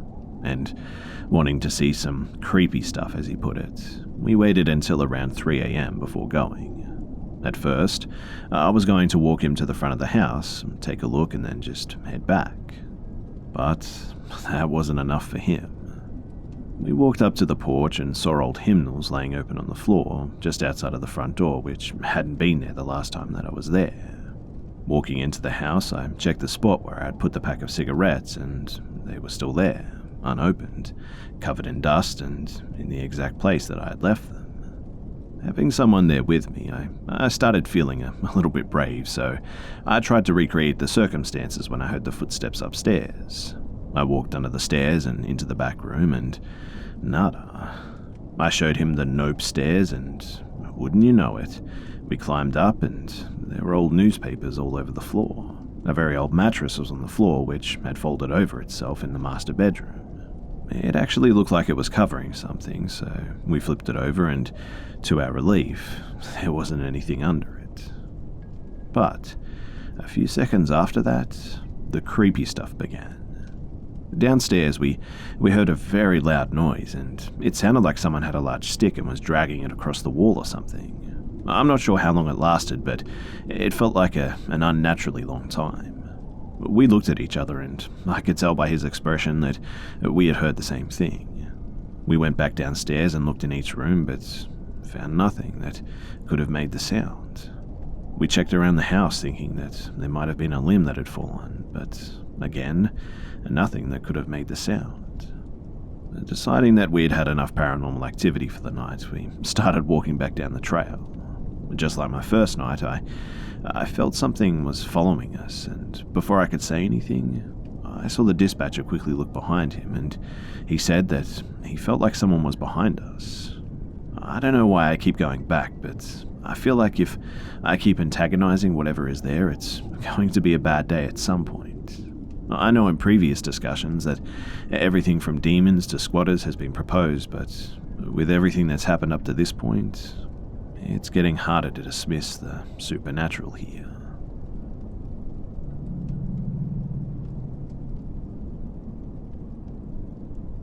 Rewind this time to year 2002. I was in a residential nationwide high school, which is in Washington, D.C., and everyone knows that D.C., or any other major city, it can be dangerous. I was invited to visit one of my friends' home for spring break. I met with some local students, boys, and all of them were pretty cute. They invited me on a night out with them, and one of the boys borrowed his mum's van, but wanted to go cruising around Phoenix and show me the sights. I was the only girl in the group of boys, and there were 9 of us hunkered down in an old Dodge white van. But one of the guys had a brilliant idea of doing drive-by egg throws at some point, so they got eggs and kept the van door open as they tossed eggs at pedestrians. This actually wasn't what got us in trouble, and after all of our dozen eggs were tossed, we shut the van door and were getting ready to go home. And this is when things went down. So, I was sitting in the back of the van and we were at a red light. Then a silver Honda Accord that pulled up alongside us.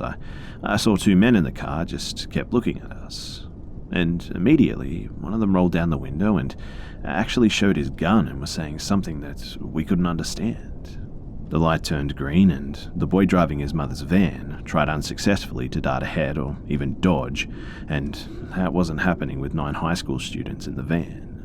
We were chased by the silver Honda Accord and we tried slowing down and speeding up, making quick turns, but there was no luck. Their Honda Accord was easily able to keep up, and it wasn't helping that the streets were empty at this hour. We ended up accidentally cornering ourselves in when we pulled into a water reservoir entrance that had a dead end. 2 guys came out of their Honda, the headlights shining into our eyes, and they both had guns. They had 2 each as well, and were using bandanas on their shaved heads. They were surprised by how many people came out of the van, and even more surprised that we were all deaf and were signing. They realized that we weren't throwing up gang signs at them, and then they just said, "My bad," and they just left. Being deaf saved my life that night.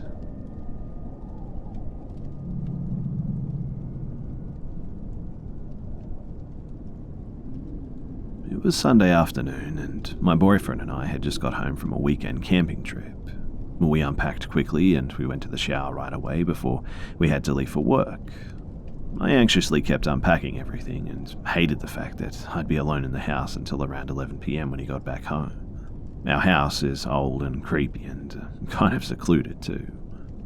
But after he left, it was my turn in the shower, and I always made sure to shower when it was light outside so I wouldn't be as paranoid about every noise. I got out of the shower, wrapped my hair in a towel, and threw my housecoat on. Laying on my bed, I was just playing on my phone, and I heard the front door handle jiggling loudly. I waited for a moment and heard the front door jiggle more aggressively again. Feeling irritated, I immediately assumed my boyfriend forgot his work keys or house keys or phone or something and had to turn back, meaning that he was going to be late for work. I got off the bed annoyed and went to open the door for him, and when I got to the door, I saw a strange man staring back at me through the window. He was holding the door handle and turning it, and we made eye contact, and his eyes went wide and he just took off running, and I ran to the back door to make sure it was locked, and I grabbed my phone and frantically checked every window to see if the man ran to the backyard. We don't have any fences, and we live in a wooded area. I couldn't see him or find him anywhere, and at the time I didn't know if he came because he knew that I was home alone or if he'd been watching the house and saw that it had been empty the past few days or something. Either way, I grabbed my car keys, scooped up the dog, and I just got the F out of there.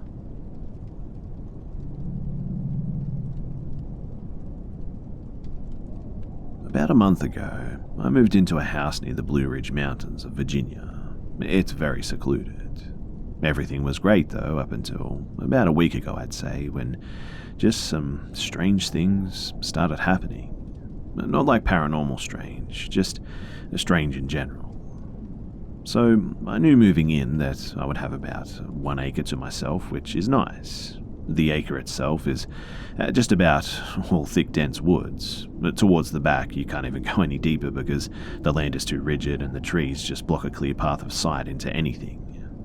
Now, I live alone in this tiny house at the moment. My brother and his dog are moving in a couple of weeks. But the house is pretty small and it has a basement with a sliding door to the backyard, which has a little tiny pickety fence that could be knocked down completely if someone was to, let's just say, blow on it.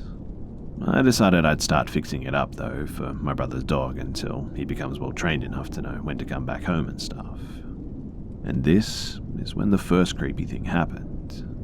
I left to go to Lowe's to just buy some basic wood for a fence, just enough to make sure the dog couldn't leap over it if he tried, and as I was coming back home, I noticed a man on my doorstep, looking inside my house through the side window. Even though any person could have heard me pulling into the driveway, he didn't even flinch at all, even when I slammed the car door shut. Eventually, at this point, I kind of uneasily said, "Can I help you?" To which the man replied, "I'm just your neighbor and I wanted to say hello." I went out of my way to put the wood that I was carrying in my hand down on the ground and went to shake his hand, and he didn't even move again. He just stared at my hand. After this weird encounter, I was more of just done with him, so I said that I was very busy because I was fixing my fence and that it was nice to meet him. He stayed at the front of my house for about another 2 minutes, just watching me put all my wood inside the living room of my house, looking into and around my house in the process. Creeped out at this point, I just kind of closed the door in his face and went about my business. About 2 days later, into fixing my fence, another woman, this one looking nicer and putting a little bit of effort into her appearance, she kindly greeted me and told me about herself. Now, Mrs. H was just explaining how people don't normally move around here, and I was the first in about 11 years or so. She went on to explain that the rest of my neighbors whom I knew were around, and that most of them like to just stay to themselves. After a pleasant talk with Mrs. H, I asked her about the man from 2 days ago. Now, this guy was about 6 feet, old but not too old, probably mid-50s if I had to guess. Brown eyes and in decent shape, and had some grey hairs. Mrs. H went on to explain that the person who lived here before me was a widow, and her teenage daughter, who she homeschooled, had left because this perv started to stalk her daughter. More stuff like that was said, and she eventually left, and that was just pretty much that. Last night, though, I heard tapping on my window at exactly 2:37 a.m. I know this because I looked at my clock. Now, my window is a good 4 feet above the actual ground below it, and I figured it was just a bird or something, so I went back to bed. Not less than 2 minutes after the silence, the tapping became 3 really loud bangs, and immediately I ran to the closet and grabbed my hunting rifle and hid behind my bed. Peeking over, I saw a figure looking into it though, and after being scared half to death for 30 seconds, the familiar voice of that perv shouted, "I need your help." Not knowing what to do, I threw my curtain open, and the only thing between his forehead and my 22 was the 1/2 inch thick glass of my window. And then he didn't say a word. Not, "Please don't shoot," not, "I still need help," just nothing. And then he pointed behind him to the fence that I was building. I went outside to see what he wanted, and this time, with a gun on me, I said, "What's wrong?" and he said nothing but pointed to my fence again. I looked and I saw that the fence had seemed to be run over by a car or something, with mud tracks just stopping then and being reversed into the grass.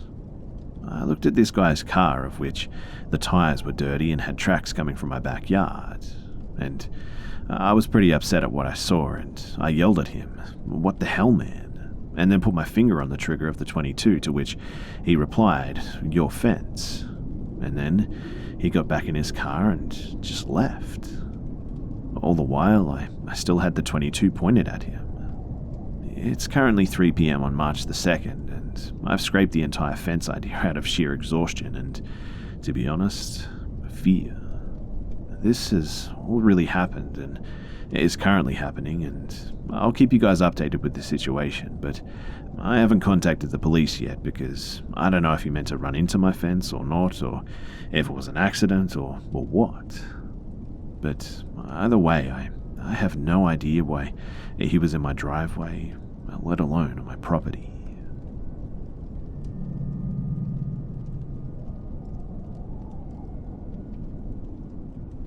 So I live in Illinois, and I've posted about other haunted locations before, such as Bachelor's Grove Cemetery, but one of my friends and I were discussing an experience we had in the woods, and we're kind of looking for some answers. So, the first event happened in late August of 2016 while we were running late one night. We both ran cross-country and track in high school, and still do to this day. My friend worked a job that wouldn't get out sometimes until 10 or 11 at night, so we would typically go running very late at night.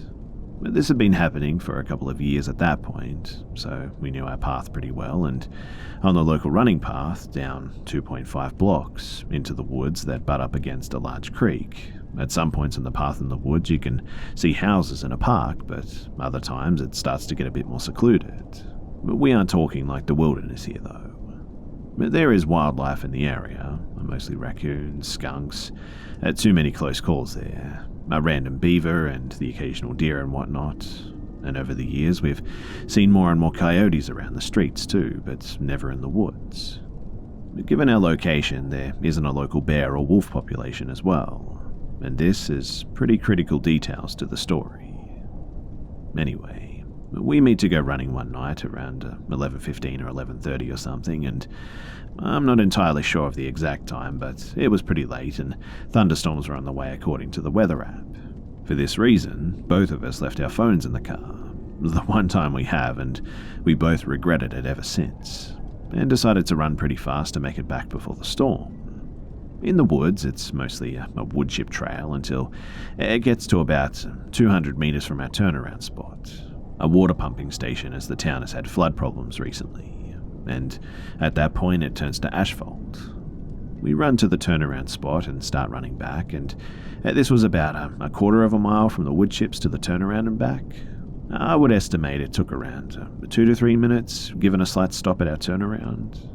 On our way back though, we noticed what we can only describe to this day as an upside-down trash can with a fuzzy or blurred outline in the middle of the path, right before it transitions into wood chips. If I had to guess, I would say about 3 to 4 feet tall, perhaps on the shorter side. Again, I need to stress that this was only 2 or 3 minutes after we had just run by and come back to that exact spot. And this thing just appeared there in that short time period. We stopped running, as this was obviously rather peculiar and not there when we first ran by, but continued just kind of walking closer at a slow pace.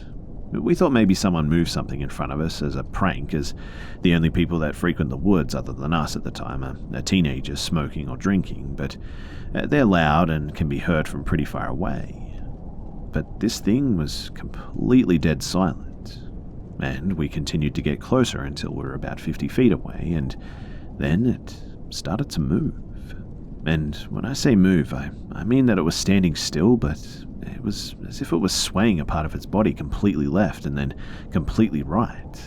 We had seen a red glare on either side when it turned its head too, like a lit end of a cigarette or something when someone inhales. Not a very bright glow, but enough to be seen in the pitch black, as there are no lights in that area.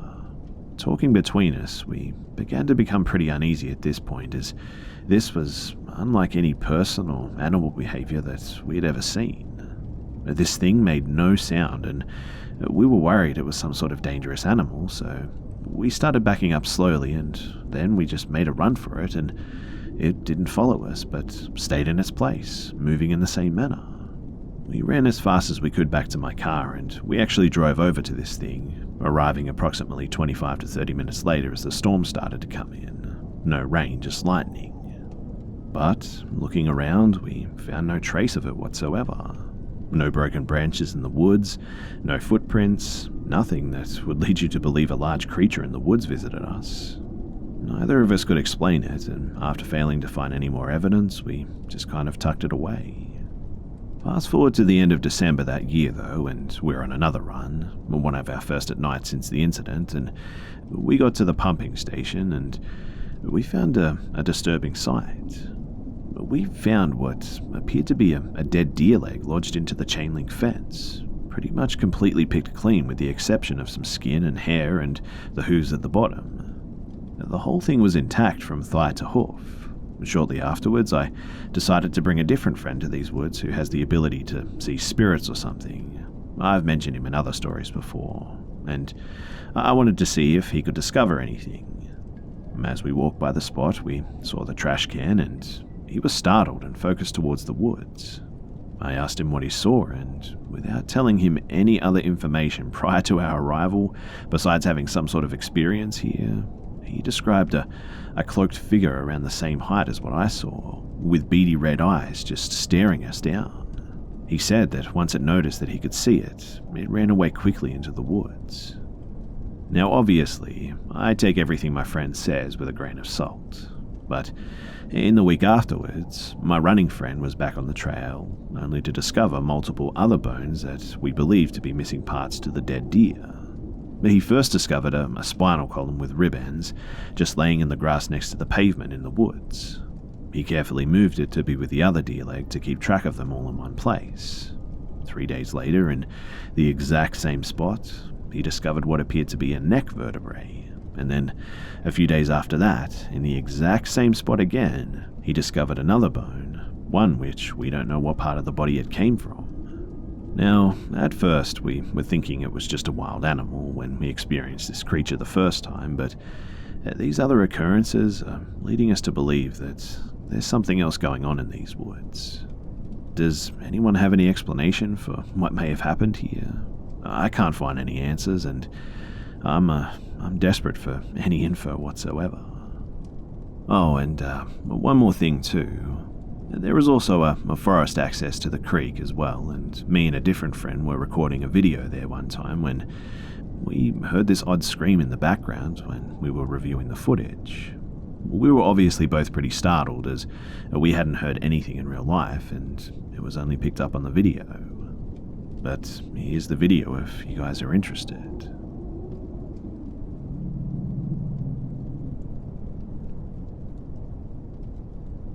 So, this happened earlier today at work and has honestly just left me shook. Probably not overly scary, but it was certainly enough to freak me out. So, I work at a well-known funeral home in DFW, the Texas area, as a secretary and PBX operator. I answer all the incoming phone calls and direct them to the right apartment. I do everything from answering general questions to death certificates and obituaries. Overall, I work in a very vague position and I have a lot of knowledge of the industry. We get prank calls every once in a while, but most calls are genuine, no matter how odd or creepy the call might be. I get calls from family members who have just lost someone or someone who is going to pass soon or something, so that being said, I'm pretty immune to the weird call vibe by now. That being said, here it goes. So I answer a call with, "Thank you for calling, my name is so-and-so, how can I assist you?" I waited for the caller to reply and an elderly croaky man's voice chimed in on the other end. "Yes, miss, I was hoping to ask you a question." I took note that the person sounded a bit mentally handicapped, which isn't something too abnormal for my line of business. "Yes, sir, I would be happy to assist you today. What's your question?" I say. He says, "Miss, can you understand me? I'm sorry, I was in a car accident some years ago which left me unable to communicate properly sometimes." "Oh, yes, sir, I can understand you just fine." "Very good, I was hoping you could help answer some questions I had." "I'll try my best, sir. If not, I'll get you to the appropriate person." He then says, "Well, even though I was in a car accident and it disabled me greatly, I would like to medically preserve my brain when I die. Is this a service you offer?" I was obviously a bit put off by the question.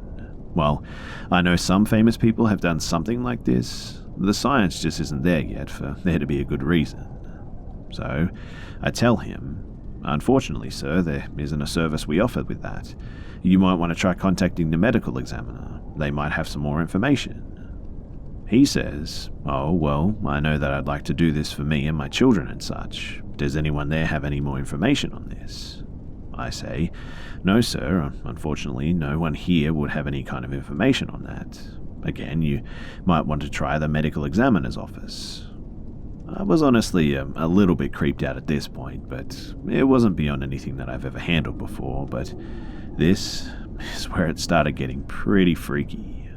He says, "Well, miss, I think you should look into this because I'd like to do this to keep my brain and my children's brains around in a jar or container of some sort.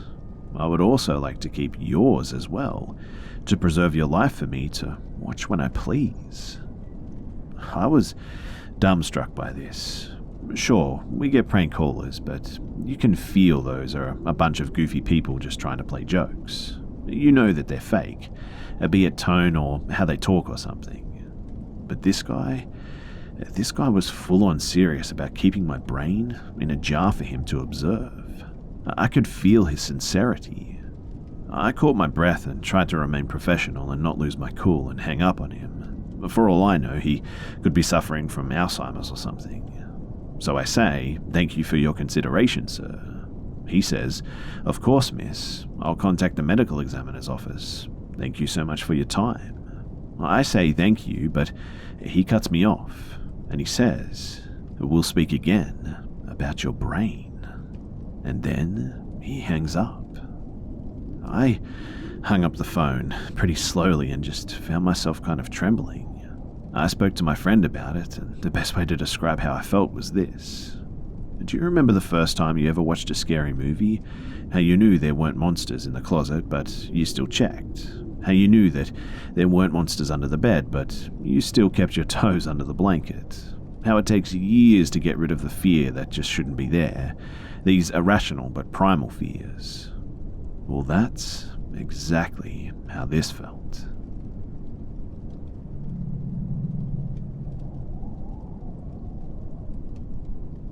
So I'm a guy and 18 at the time, and I was planning on moving out of state for college and didn't want to pay the ridiculously high price for student housing, so me and my mum turned to Craigslist for better options. We found a lot of places near the school and for a reasonable price too, but the one that we did find would always live in infamy for me. So we found a place for $500 per month in an area near the school, so we instantly took it. On the day before my school's orientation, me and my parents drove down to the school and rented a hotel room for 2 nights. On the way down, I was texting the guy about the room, to which he gave a description as well as the address to where I would be going. Note that I was the one that was filtering through the options while my mum sent links for any new openings. After texting back and forth for quite some time, he asked for me to send a picture of myself right after he sent a picture of himself. So I sent him one, but by examining his pic, I began to feel a bit uneasy about this whole thing, especially after he failed to respond to any of my texts after the pic was sent, even the one where I asked him what time would be good for me to come and check the place out. That night, I talked to my dad about it, and we decided to go to the address while my mum was asleep in the hotel. And it was then that my suspicions proved to be true, as we were greeted with a trashy-looking trailer home with a white pickup truck parked next to it. But thankfully, it was like 2 a.m, so he couldn't have seen us. But the next day, after orientation, me and my dad explained our findings to my mum, where we decided that my enrollment at the school would be pushed back to the fall semester. I was starting mid-quarter, until I could find a proper place to stay. So, from what I can guess, the guy thought that I was an 18-year-old female looking for a place to move and that I'd be checking out the place by myself. So, when it was revealed that I was a fully grown man, I'm 6'2" by the way, he must have realized that his plans to prey on a teenager weren't coming into fruition. No, I didn't catfish him, it was his own assumption. As in, I mentioned that I was male in my email, though the name Jay must have made him think that I was a girl.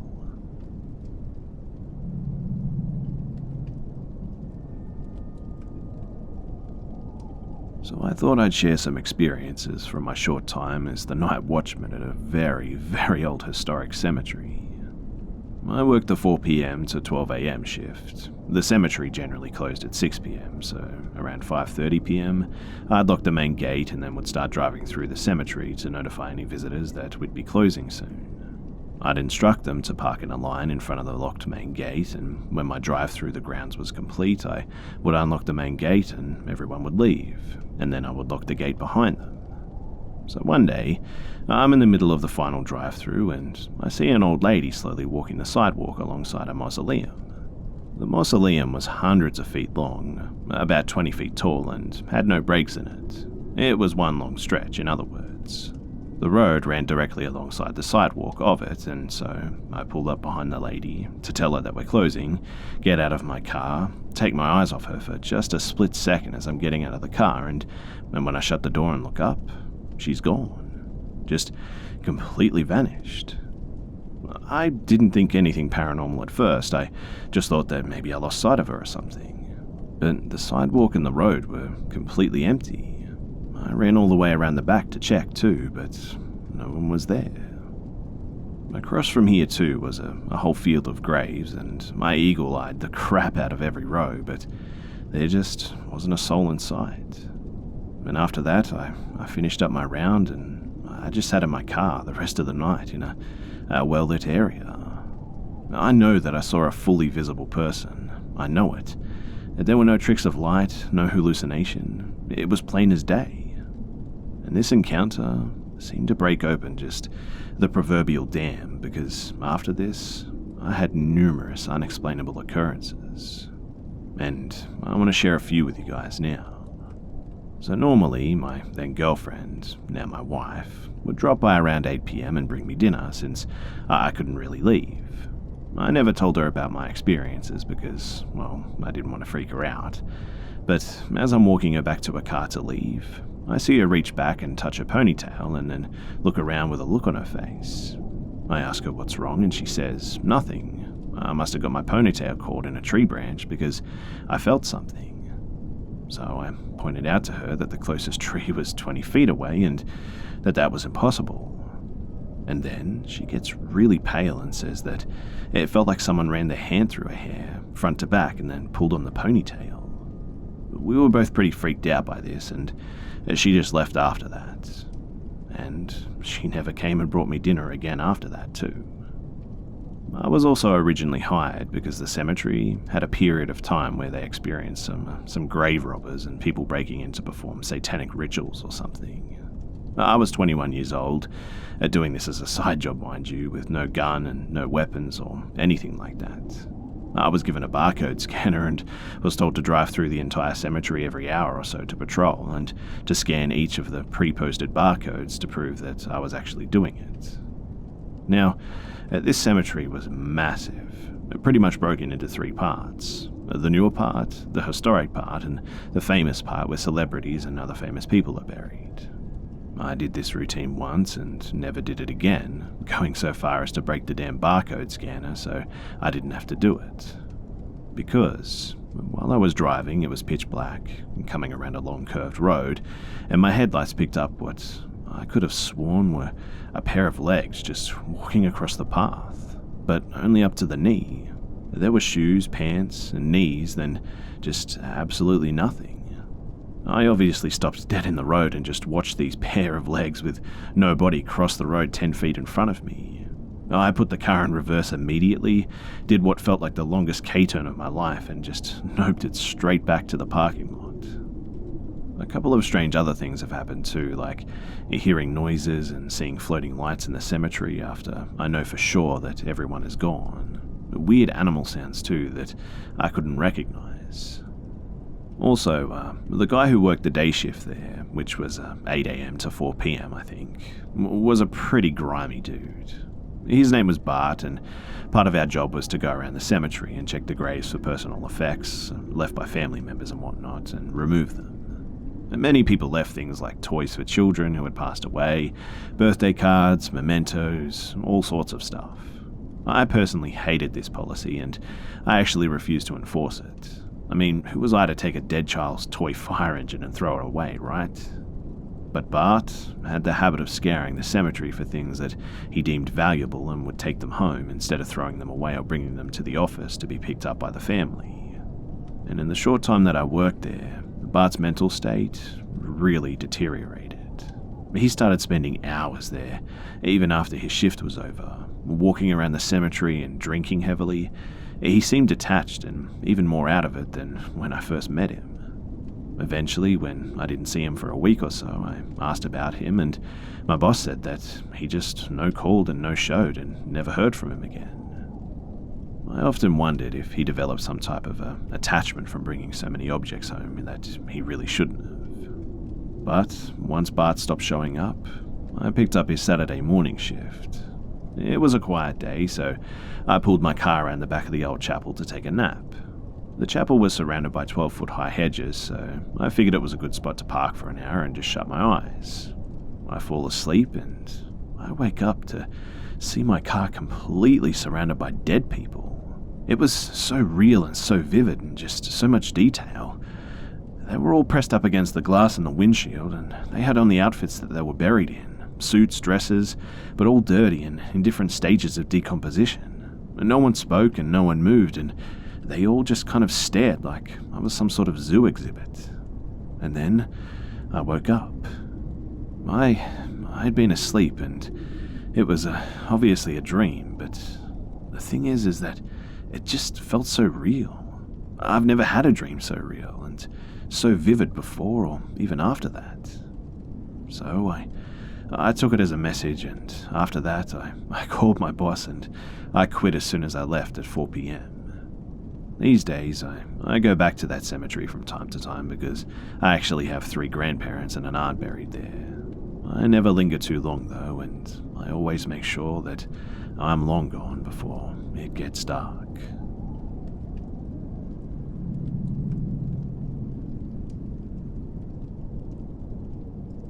I'm a bow hunter, and I like to still hunt, which is when you dress in full camo and walk through the woods rather than sit in a tree stand. Last October, I was coming down a hill into a marshy area, and it was kind of late, and enough so that the side of the mountain was covered in shadows at least. I live in PA, where our mountains are completely covered in trees, and it gets dark pretty fast out here. When I get to the bottom of the hill, I notice that it was completely silent. No sounds at all, and I felt the hairs just stand on my arms. But I've been creeped at before in the woods, so it wasn't too big of a deal, so I kept on. I've been hunting in this general area before, but I've never went down this hill, so I continued creeping through the woods. Mind you, I'm walking pretty slow at this point. so you can barely hear my footsteps because deer are pretty hard to sneak up on. And then I hear a voice call out for me from behind a thicket of small trees. The voice says, "Help! Come over here, please. I'm in trouble. Help!" And I swear to you that it was my brother's voice. But my brother lives in Nevada, so it couldn't have been my brother. And it even said my name. It only took me a second to realize that something just wasn't right, and when I did, I ran faster than I've ever run in my life. Only my dad knew where I was hunting that day, and the area is huge, and no one would have found me there, and he's too old to have played any tricks on me, but something out there knew my name, and it sounded just like my brother. I don't know what the hell that was, but I don't think I'll ever be going back to those woods again. Maybe I'll move to the desert with my brother, where at least I can see everything around me.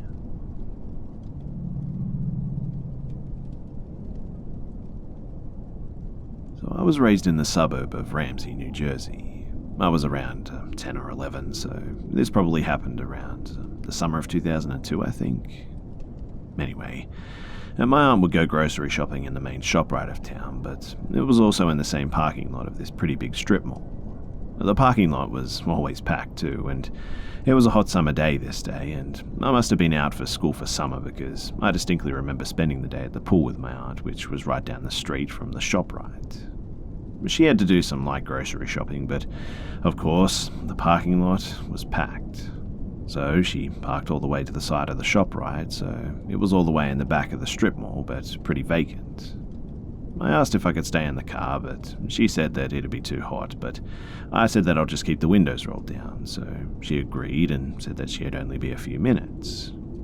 Now, I can't remember if this van was already there when my aunt pulled into the spot or if it pulled in after, but I can only describe it as a dark-coloured van, similar to a typical mum car. And a man whose features, who have been totally wiped from my memory, opened up the sliding side door and just sat on the edge of the opening. I remember noticing him just kind of sitting there and smiling in my direction, and it made me a bit nervous. He was wearing normal summer clothes. Nothing about him was particularly frightening, but he was just sitting there, staring at me. I wonder if that's why his face is lost to me, because I tried not to look in his direction because it was just really awkward. Either way, he started to go phew and fan himself dramatically. It really seemed like he was trying to get my attention, but I just kept ignoring him. I had one of those cheap water toys where they were shaped like a mini Game Boy, and you would push a button and a ring or a shape would be pushed up, and you had to aim it into a little basket. And I was just playing that when, finally, he addressed me and said, "Oh, it's so hot out. I can't imagine how hot you must be." I awkwardly nodded, and he said, "Did you go swimming?" He obviously noticed that I was sitting on my beach towel, and all I had were my shorts above my one-piece swimsuit. I said yes, and awkwardly tried to focus on my toy.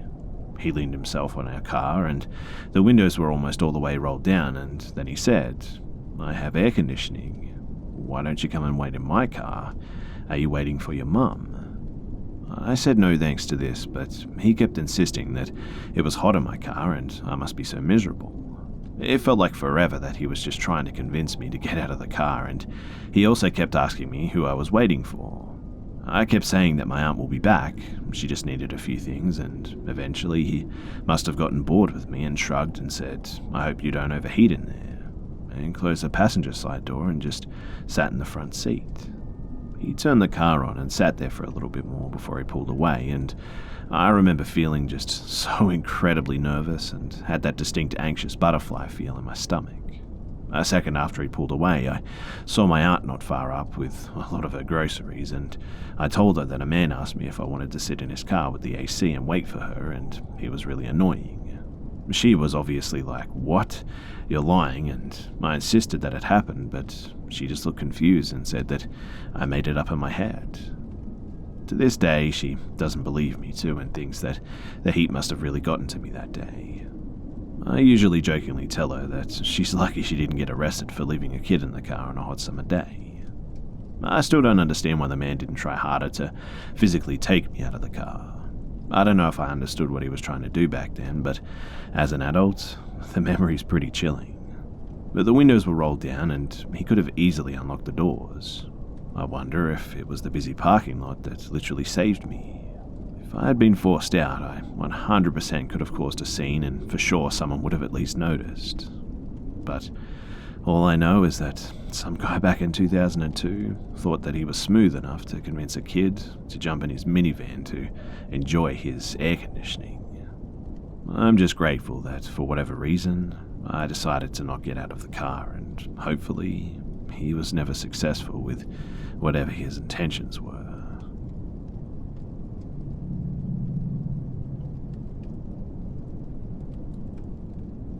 So, a little preface before I start this. I've always been on the sensitive side of the paranormal, ranging from just knowing something that I shouldn't have to seeing stuff. I don't usually talk about this kind of stuff since most people around me just kind of dismiss it as my imagination or the fact that I was just dreaming or something. Anyway, when I was in the Marine Corps, I was deployed to Afghanistan in October of 2011. I was on FOB, Forward Operating Base, Hanson for the first few months, and FOB Jackson for the last few months before getting moved to Camp Leatherneck for the last month-ish when our replacements showed up. My job was to operate the laundry service as well as provide clean water for the showers. Technically not clean enough to drink, but you could if you needed to, for US and Afghani troops. After the first month or so on Hanson, whenever I tried to sleep, I swear that I could feel a hand grabbing at my calf and slowly work its way up. I immediately dismissed it as just being a result from stress or sleep paralysis type thing, and it would kind of subside since it wasn't a very strong feeling at all. This happened for a night or two a week, but eventually stopped. Fast forwarding to when I was on Leatherneck, nothing happened when I was at Jackson or even my short trip to Nole, so I forgot about what happened. At this point, a lot of real life stuff had happened, and I was having issues going to sleep, so I would play music in some earbuds or I would rewatch a movie in my head, but basically anything to get my mind off the day's events, and I slept in a room with 2 to 4 other people, so depending on who was there, I would try to be considerate, especially with the not ideal layout of the 6 or so bunk beds. Also, I need to mention, and it's an important detail, that there was an emergency exit sign above the door that glowed a soft orangey kind of red colour.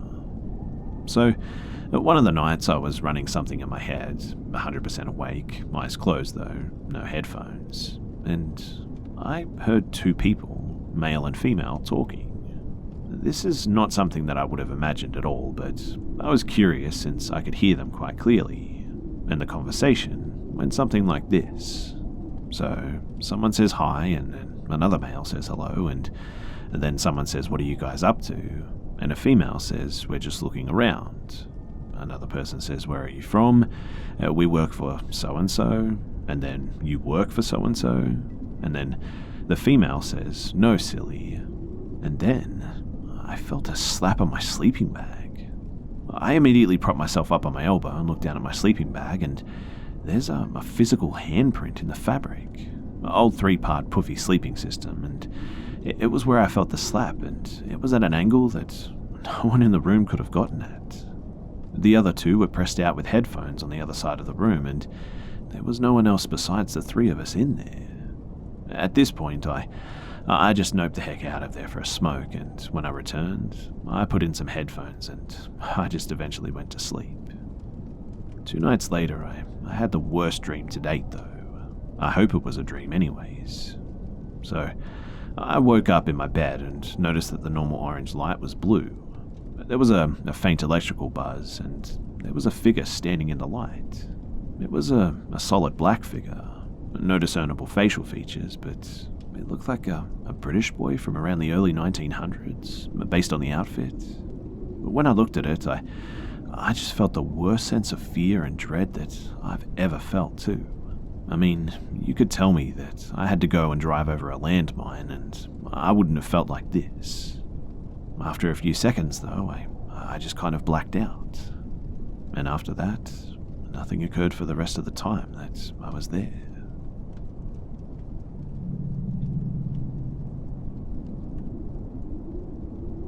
My father was somewhat of a skeptic in the paranormal.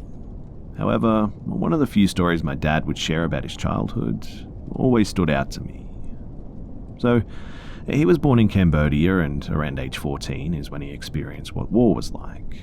The Khmer Rouge, as described by my grandmother and parents, was ruthless. Often, families got separated, and because of that, my father's parents knew that they had to get my father out from what was going on. Now, there was one night when they were rudely awoken and someone was trying to get into the house.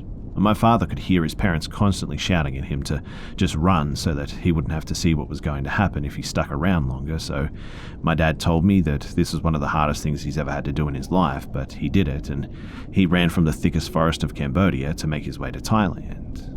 At about the halfway mark between Cambodia and Thailand, a few monks spotted my dad and asked him where he was heading by himself at this time of night.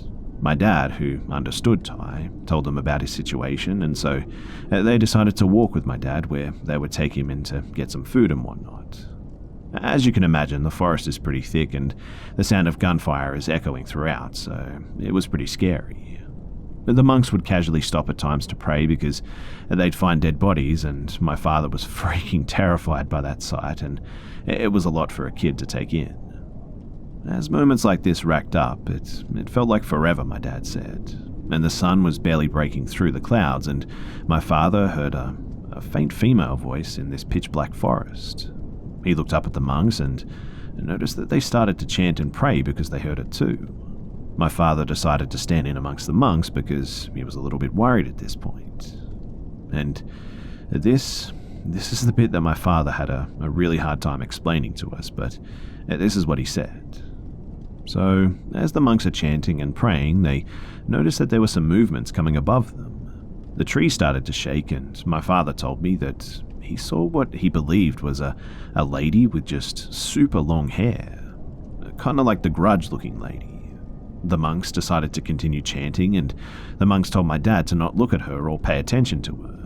They told him to chant and pray with them, so he did, not knowing any better, and as they started chanting louder, the trees around them started to shake violently. At this point, the monks told my dad to just run for it because the border of Thailand was just up ahead, and my father was like, "You don't have to ask me twice." But as he was running, the entire time he said that he knew that something was chasing him. He felt like something was nearly at his back, but was just out of reach. His feet were hurting, but he numbed out the pain from his feet and just continued running in fear. He said that it felt like an eternity, but he finally spotted some sunlight and pushed through the last few steps of the forest, and whatever was chasing him just stopped. And my father decided to turn around and take a look. He spotted the monks coming out, and he said that it kind of looked like they were fighting someone or something, like wrestling and pushing and kicking and shoving and whatnot. My dad asked the monks if they saw what he saw, and they said yes, and that they thought having him run ahead would keep whatever it was away from him. But they said that once my dad took off running, that this thing was actually chasing him the entire time. Like I said, my father is a huge skeptic. In fact, he's unwilling to say that this thing that was chasing him was actually a ghost or a demon or anything like that. But what he does stand by is the fact that this is actually a true story.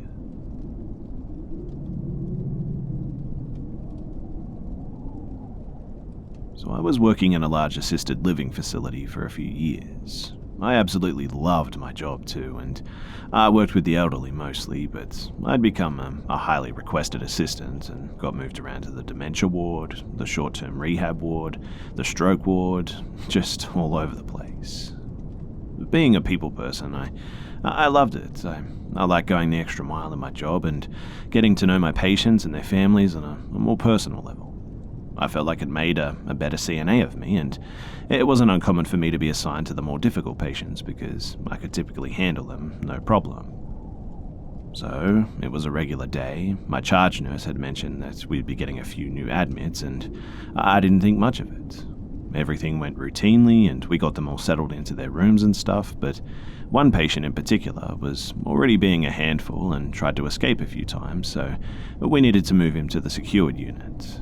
I could hear him yelling and cussing out everyone, telling them that they were idiots and that it was unnecessary to be doing all this. A few of the nurses suggested I go try to calm him down, so of course I said yes. I put on my most charming smile and waltzed on over asking him what was wrong. He immediately took a liking to me and calmed down. He told me that nobody there knew how to do their job and he wanted some food already. I told him that dinner would be served soon and I'd make sure to bring his tray to him. He cooperated with everyone as long as I was around and took his meds and took a shower, settled into bed no problem. Once my shift was over though, he started acting up again and ended up needing one-on-one supervision. Different staff members would just take turns monitoring him and eventually I had to as well. It was an easy day's work though. Get him his ice cream here and there, watch some TV. I didn't mind at all. He told me about his old life and asked about mine, and mostly if I liked what I do and how come I never worked in the secured unit. I told him that I usually had my own group of patients in the front that I had to look after, but I'd make an effort to drop in and see him when I could. At first, the rest of the staff thought it was great. They would call for me if he started acting out and everything was fine.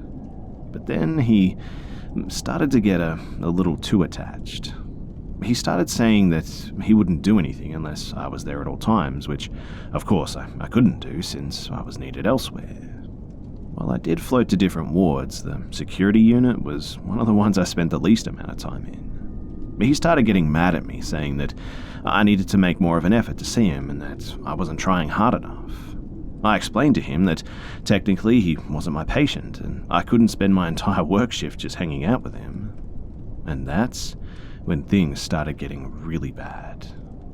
He started lashing out, yelling and screaming at everyone. He was becoming violent with not only the staff but other patients. He was just a complete liability. I had to drop something off in the secured unit one day too, and one of the other CNAs told me that he was asking for me. So I popped my head in and he started saying things like, "There's my girl." I felt uneasy about this, but I remained calm on the outside. If he was in a good mood, then I didn't want to be the one to ruin it for everyone else, right? He gave me a huge hug and a kiss on my cheek, and it immediately made me feel a bit queasy. I kind of laughed it off though, and got myself out of there as quickly as possible, and after that I avoided the secured unit pretty much at all costs. He started telling the nurses that he wanted only me to take care of him, and when they said that that wasn't possible, because that wasn't my ward, he started going to my bosses and the heads of the facility saying that he only wanted me to look after him. Luckily, my bosses had my back and told him that there was no way that I could be assigned back there due to my high demand in the other wards. I mean, I was already running all over the place and the secured unit was completely out of my way. He didn't like hearing that, of course, and started threatening everyone, saying that we'd be sorry and this wasn't the end of this, and so on and so forth. My bosses called me into the office as soon as I walked into work the next day and explained that I wasn't allowed anywhere near that wing and to avoid any contact with him. Honestly, I had no problem with this and I just went about my day. But he would just start banging on the doors to the secured unit, demanding to be let out and saying that he needed to see me. My anxiety was through the roof at this point, and I had even called out a few times because I didn't want to see him. The facility was working fast to get him out of there because they had reason to believe that I could possibly be in danger with his violent behavior as well.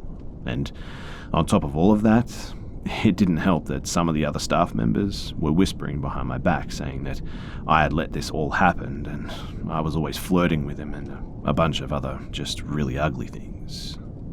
Eventually, they got him discharged though, and I felt a huge weight lifted off my shoulders. Other than people still talking about me behind my back, I felt like I could just get back to my job properly and get on with life. I didn't let the negative and disgusting comments change the way I treated my patients with open arms and an open heart, and the things started to go back to normal. Or so I thought. On one of my days off, I got a call from my coworker. She told me that he had called the facility asking for me. She told him that I wasn't in for work that day, and he started to ask for my schedule. Now, I'd dealt with someone stalking me before, so I immediately started to shut down. She told me that she had already informed our boss and that I should go to the heads of the facility when I come back to work the next day, so I did.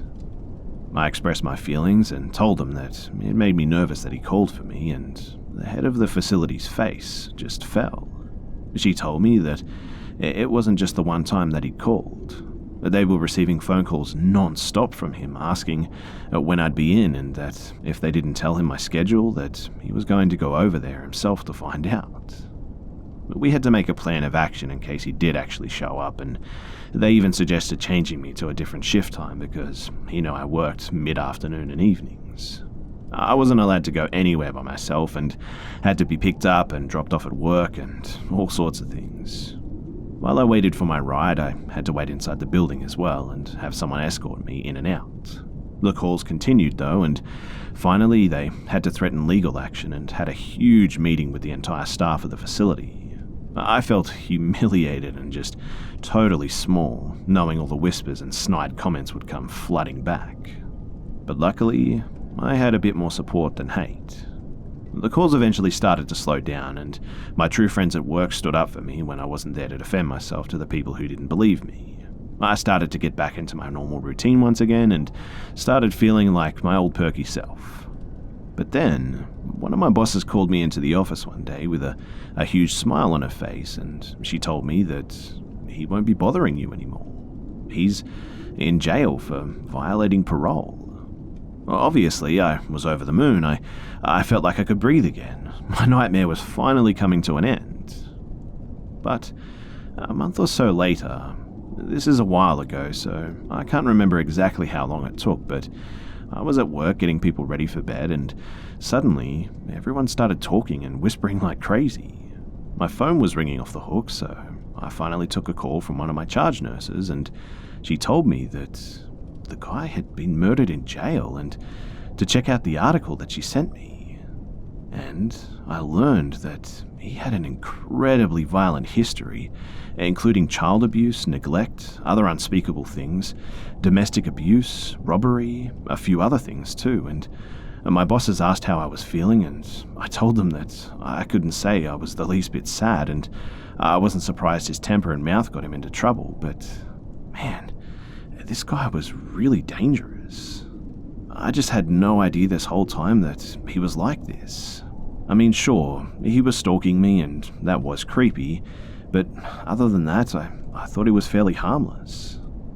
Anyway, I've left that facility since then, and moved on to bigger things, and I sleep soundly at night knowing that someone like that can never bother anyone again.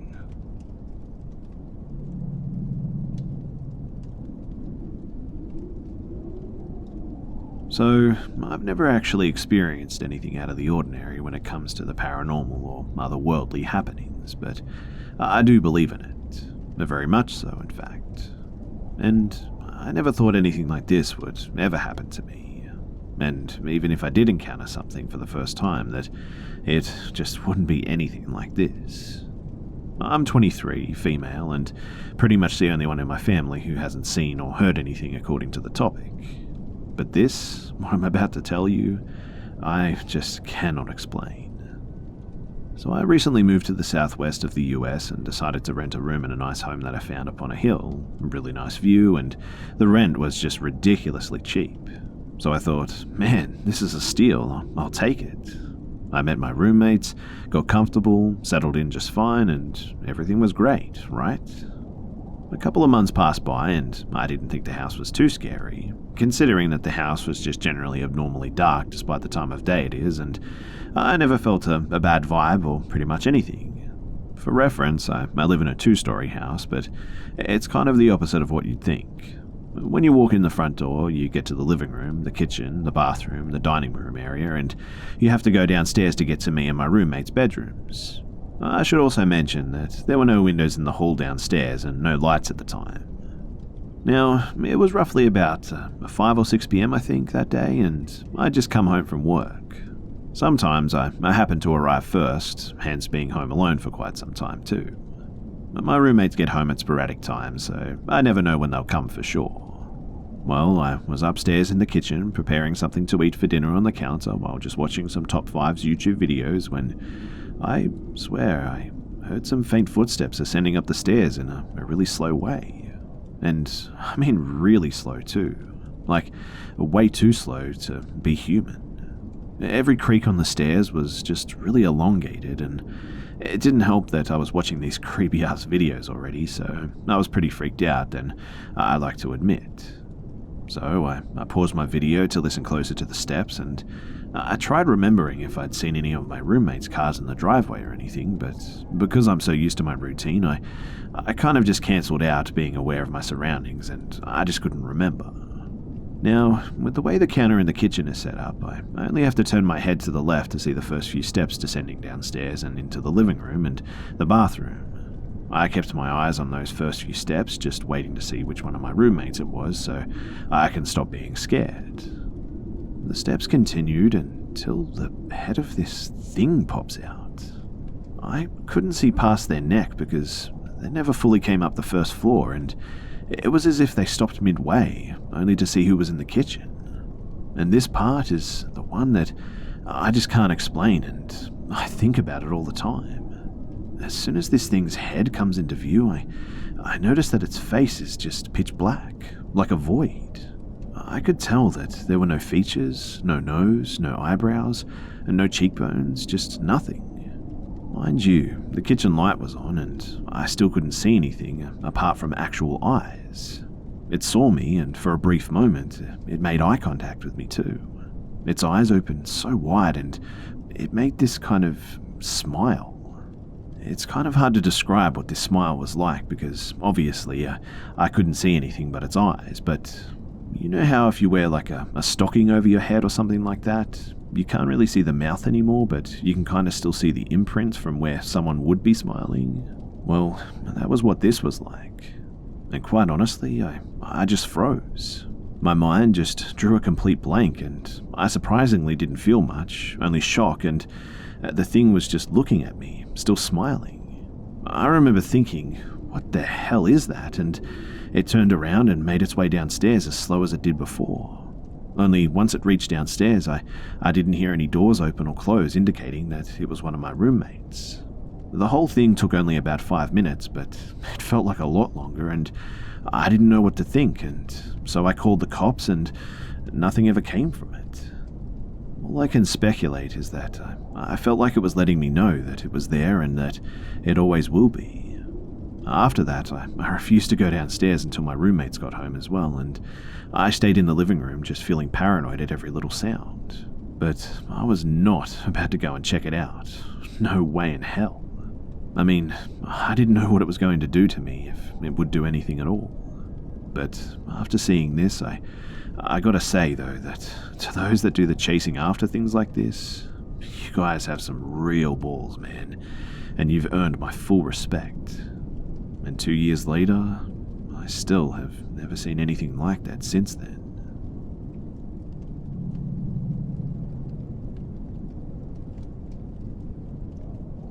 I was a senior in high school going through a rough time with school and home life as well.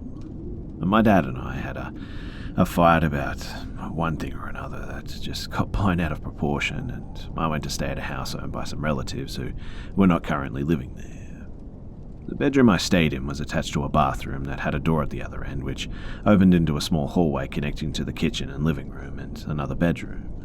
That night, I got a bit of a strange feeling. It just felt heavy, I guess, and I felt afraid and just uncomfortable there. This was a house that I spent a good amount of time in and even stayed the night in before, albeit not alone. I just chalked it up to stress from everything that had been happening, and because being alone offered the first peace that I'd had for a while. I'm still not sure that wasn't the case as well, but considering what happened in the morning, it may have been my subconscious warning me. So, I took a couple of Benadryl and I went to bed early that night. The feeling was still there when I woke up the next morning, and I was standing at the mirror in the bathroom just getting ready for school. That put the door into the hallway about 2 feet to my left, and that's when I heard a door slam at the other end of the house. I jumped, but my brain tried to reason that it was just the air conditioner kicking in or something along those lines. But then, I heard something running up the stairs. loud, heavy footsteps, definitely two-legged, definitely very large as well, but something was just really off about it. In my head, I kind of imagined something with really long legs because the amount of time between each step was quite big. It ran through the living room and the kitchen to directly outside of the bathroom, the whole time making this clicking noise that didn't sound the least bit human. It paused outside of the bathroom about 3 feet from me, cackled for several seconds, and then ran back to the other side of the house, slamming another door before running downstairs and slamming a final door. I was honestly terrified, and I was too afraid to look away from my reflection, scared that I would see something. Eventually, I gathered enough bravery to bolt out of the house, and I ran through the bedroom, grabbed my backpack, and just ran through the living room and out the front door without ever looking away from my target or processing anything in my peripheral. I have since blocked out a lot about the occurrence, and I can't remember all of it, but here's what I do remember. The noises it made just sent a chill down my spine that I never want to feel again.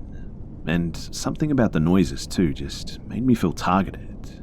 I knew that it was enjoying my fear somehow. Interestingly too, it definitely slammed the other doors it passed, but it didn't touch the bathroom door. It's like it knew that I was there, and everything about the experience just felt really personal. My belief is that whatever this thing was, and I do believe that it was demonic, just saw my weakness. I felt incredibly alone in the world at the time, and by only letting me hear it, I wasn't able to really confide in anyone. But no one understood the sheer terror because they couldn't understand what I heard. I know this is going to sound weird, but I felt like it was just trying to alienate me more. It was trying to make me weaker. When I realized that too was when I started kicking myself in the butt again and started focusing on the positives in my life. And after that, I've never had any other experience like it. Also, the house had been built within the last 20 years by another relative and had no dark past and no deaths. My parents actually moved into the house 2 years after this as well, and nothing else has ever happened. I've stayed there, even alone, several times since then, and I've never even felt the same heavy feeling again. The house has just simply felt very open and inviting. I don't know exactly what happened back then, but it's never left me.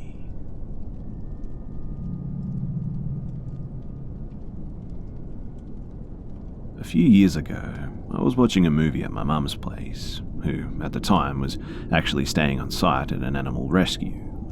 The place was a house on a couple of acres that had been converted into a rescue.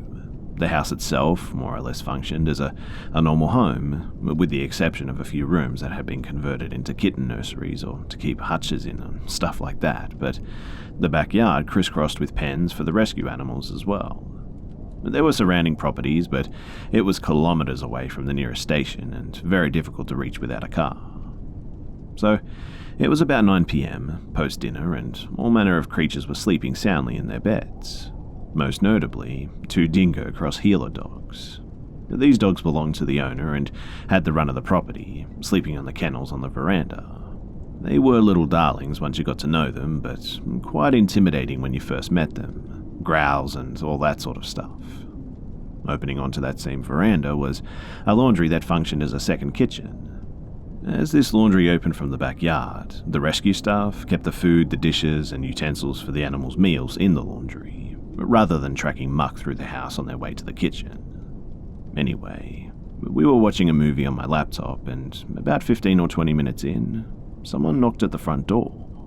My mum immediately told me not to answer it, but when I asked why, she didn't have an explanation. My mum has pretty great intuition, but since the dogs weren't going off, I answered anyway. I swung open the wooden panel door, but left the fly screen locked as a bit of a concession to her. And a soft male voice came out of the dark. The porch light apparently needed replacing at this point. But I could make out his height, 5'9". Body shape was thin as heck, a beard and not much else. He asked for someone whose name that I'd never heard, and when I told him that there was no one here by that name, he said that he was waiting for a taxi. But then he said that he needed a taxi and asked to come inside to call one, and his speech was really meandering. By this time, my mum had joined me at the door, pointing at the window, and And the door was one of those single panels with glass windows from door to ceiling beside it. As we had the lights on inside and it was pitch black night outside, we couldn't see the caller. But he had to have had all the time in the world to see us. Worried, she gave the caller directions to a payphone down the street. The caller insisted that he needed to come inside to call a taxi. I insisted that he use the payphone instead, and at this point, he became quite angry and demanded that we let him in. Afraid about being the only ones home that evening, my mum finally snapped and told him that she'd call the police if he didn't go away, already dialing 000 on her mobile. Eventually, he stopped arguing, and the prolonged silence suggested that he was gone. Not wanting to return to the couch, which was in full view of the door's glass windows, as well as from the veranda, the back wall was floor-to-ceiling glass panels, we occupied our time in the kitchen just waiting. We heard another knock on the door, and nervously we peered through the glass until we could make out blue and red flashing lights. We opened the door to two officers and started relaying the story, and suddenly the officer closest to the door asked, "Is this yours?"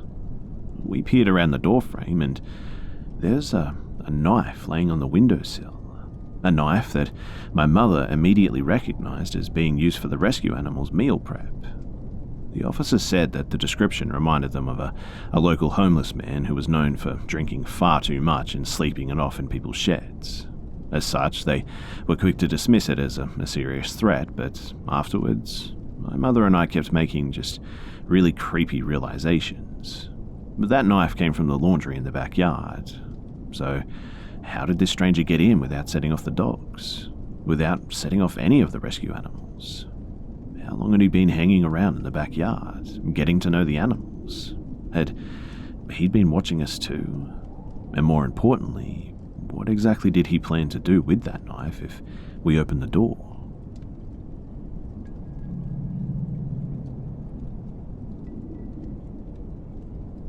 It all started when I was 14 in a middle school.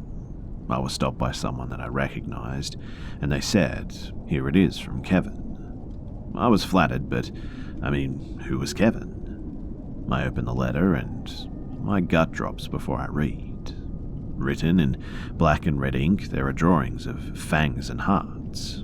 I thought that it was a love letter, but it turned out to be something very different. The letter read, "I'm in love with you, I always have been. I watch you every day and I think you're beautiful," and then describes my physical characteristics in a really perverted way.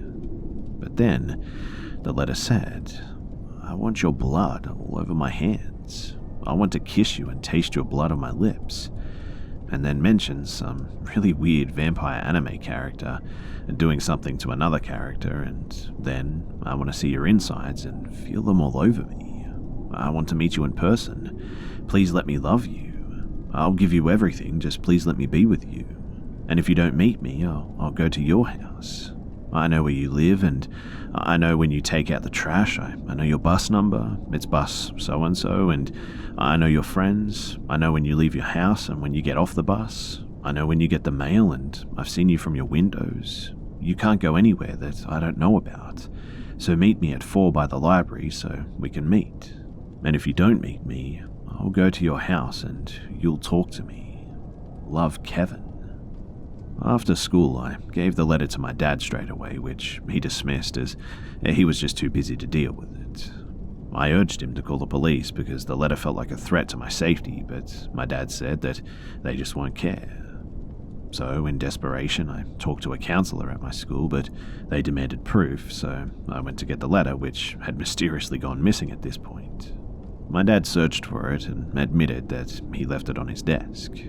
So I pretended that I was sick for a couple of days so I didn't have to confront him, especially since I told his friend that I wanted nothing to do with him. My older brother Carl answers our door and called for me at one point, and he said, "Guess who it is?" And I put on a brave face and I said that I don't want to talk to him. Carl, a little bit ticked off, yells, "Get your butt over here and talk to the kid." But I just ran scared. Carl apologizes and says, "Wait here, I'll get her for you, and I'm sorry she stood you up, man. That's not right." My face turns red with anger at this point.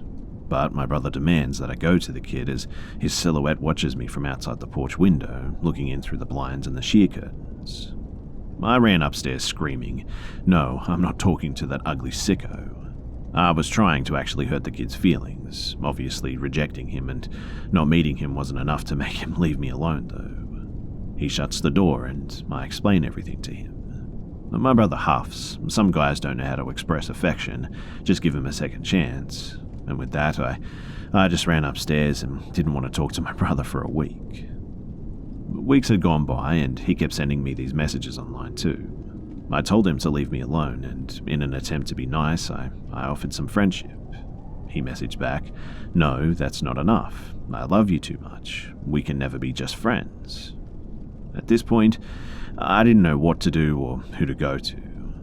That is, until an old friend asked me to sleep over. She went to the same elementary school, but not the same middle school as me. While at my friend's, his mum showed up at our house and asked if Kevin and I were dating. My parents forbid dating at this point, and the mum shows messages saying how much I loved him. My parents see my MySpace profile picture, which raised questions for me, and when I got home, I was in huge trouble for not talking about my boyfriend. But I didn't have a boyfriend. I explained that he wrote the letter, so my dad calls the mother and explains my side. And that's when she spilled the beans. He had a webpage dedicated to everything about me, with people's comments saying how wonderful it was that we found each other, and also a concocted message from my fake profile to his friends to make it real. He also had a shrine, apparently, with pictures from my profile just printed all over his closet, and letters and gifts from me, which, mind you, I never gave anything to him. There was also dried blood, among other things, on just everything. She explains very vaguely that he has a mental illness which caused him to see things that just weren't there. And my parents and my brother are finally concerned and contact the principal to ask for a solution, which resulted in his transfer to the first high school in the district, and I was going to the second when we both start our freshman year. First day of high school, and his sister approaches me. She says, "Hi, how are you doing?" And I say, "Oh, hi," kind of confused because I'd never really seen her before. She says, "It's me, Chelsea," and because I'm really confused, she says, "We used to talk all the time and my brother used to date you." Confused, I said, "I've never met you, and your brother is who?" And she tells me that she's the sister of Kevin, and my stomach instantly sinks.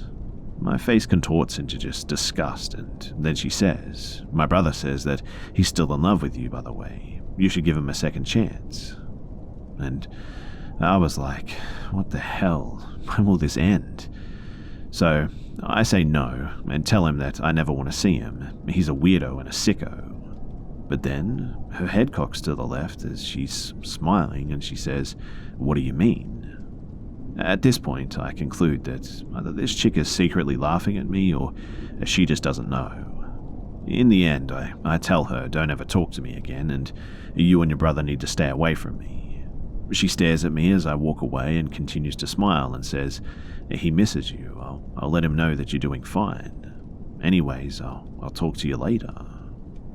And after this, I never spoke to her or received another message from her or her brother.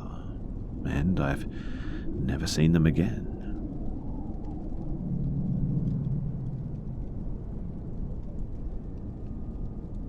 This story takes place when I was at my cottage at the age of 12. I live in Canada, where there's thick forest just everywhere, and one of my favourite things to do was drive a side-by-side four-wheeler through the woods. Normally, I would drive during the day, but I'd been asked by my aunt to grab some things from the cottage for her. Now, the road at my cottage has 3 families on it, all related. Our cottage is in the middle, with my aunt's directly to the left and my cousin's a 4-minute drive down the road. But that night we were at my cousin's, so it was just a short drive away to my aunt's, but they wouldn't be able to see me or anything. I got back to a camp, grabbed some marshmallows, and started to head back to my cousin's down the road. And that was my first mistake. Across from the cottage is a trail, and it leads out onto the road near my cousin's and is a nice little shortcut. The only issue is that it's really tight. It was only about a foot wider than my side-by-side, and I had driven it at sunset before, so I decided that there was no harm in doing it at night. I'd just take it slow. So I entered the trail, and once I was in there was no going back, but I didn't expect I needed to. It actually looked really cool as well, the way that the headlights bounced off the tightly packed trees along the winding path. And everything was fine until I hit the end. As I turned the last corner that should leave me staring at the exit, I saw a very deliberately made wall of just large cut branches. It kind of freaked me out, but my dumb 12-year-old brain told me not to worry, and so I turned off the engine and began to step out to take down the wall. And that was the moment that my ear caught something. Off the trail to my left, there was a slight whisper and the crack of trees. And when I look, I saw a metallic shine coming from just behind a tree. And at this point, I couldn't have gone faster if I tried. I got back on, started the engine, and just gunned it through the wall. I heard someone get up and then a whistle just barely over the sounds of my engine, and I just gunned it back to my aunt's. When I got back as well, I didn't really tell anyone because everyone was pretty drunk at this point. The next night, though, the bonfire was at my aunt's, luckily, so to get there we just walked through a 4 or so foot thick barrier of shrubs and trees. I had calmed down from the night before, and it was 3 a.m, and I had gone to my house to get a Coke. As I stepped through the shrubs, I looked back and saw in the bush, across my yard, someone pointing a dim flashlight at me.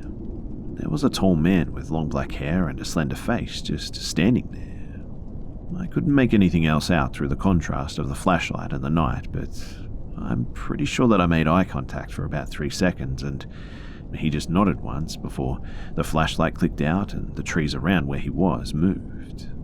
I ran fast to my aunt's that night, and once again I didn't say anything, which I know was stupid, but I was young and I was scared.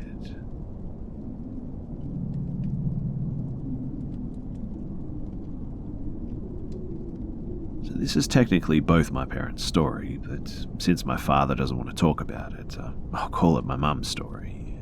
And strap yourselves in, because this is a weird one. So this was back in June of 2016. My mum and dad had taken a trip out west, and they had entered Muir Woods and were not in very far, no more than half a mile.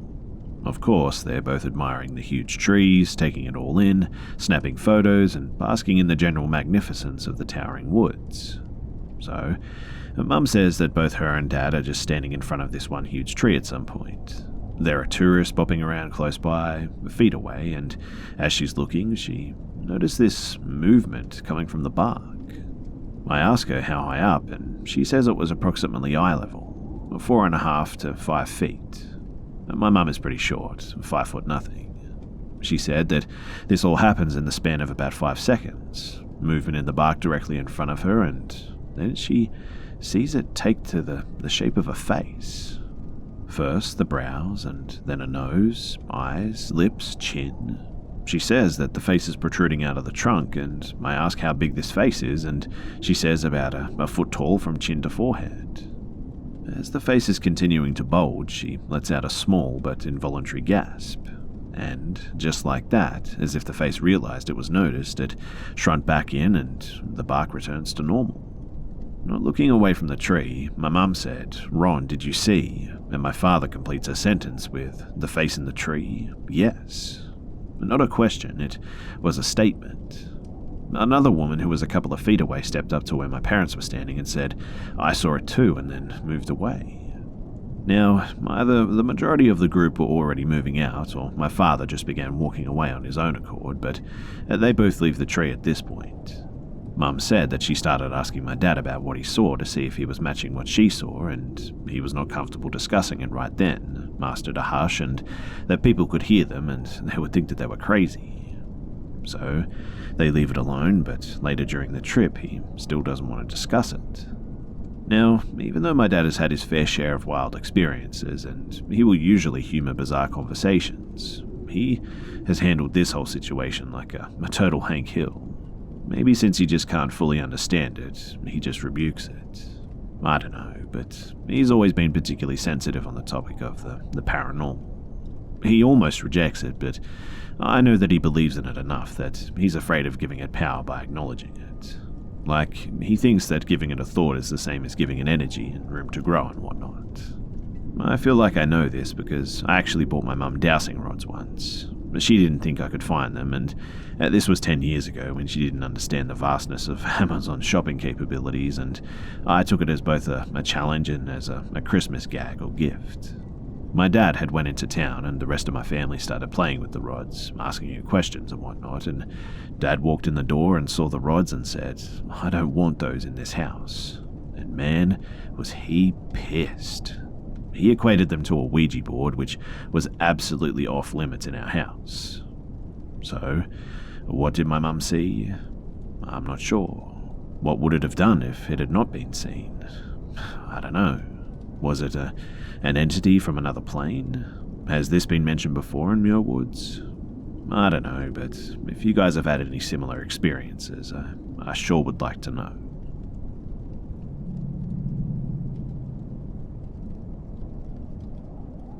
To preface this happened a little while back, and we haven't had any issues since, but it's always kind of bothered me. We live in an apartment complex area that has been known to have some hauntings in the area. The area was built on a Chinese power camp where a lot of people died, along with some old samurai battlegrounds. I have not had any paranormal experiences before this point. My wife has had some weird stuff go on in her life before, and our friend has wanted to experience something, so we invited her over and decided to do some spooky stuff at 2 a.m. It was my wife and our friend just sitting on a couch doing our own thing, chanting, calling out, a typical horror movie white people stuff, and I was sitting in a chair across from them just watching.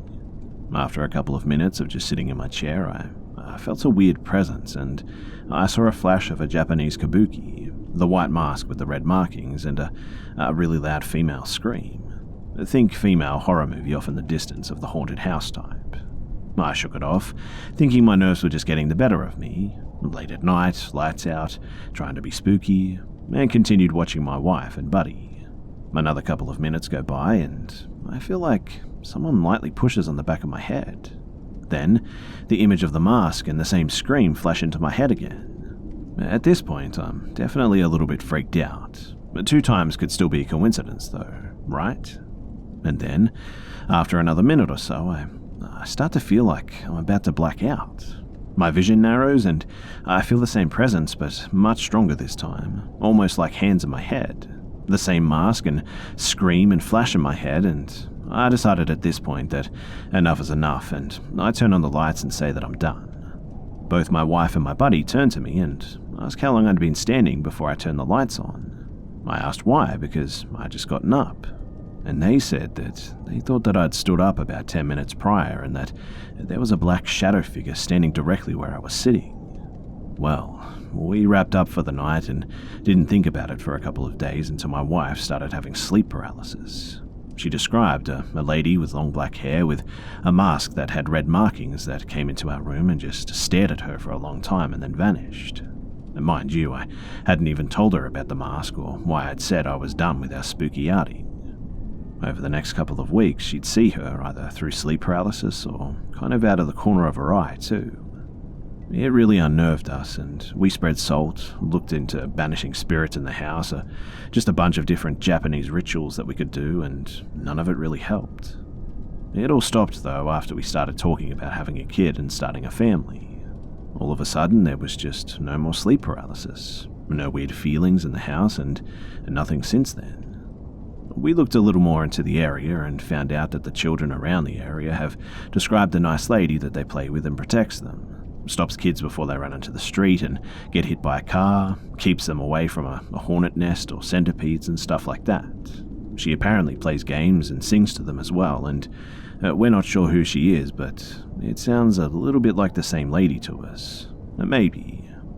Anyway, do any of you guys have any thoughts on the matter?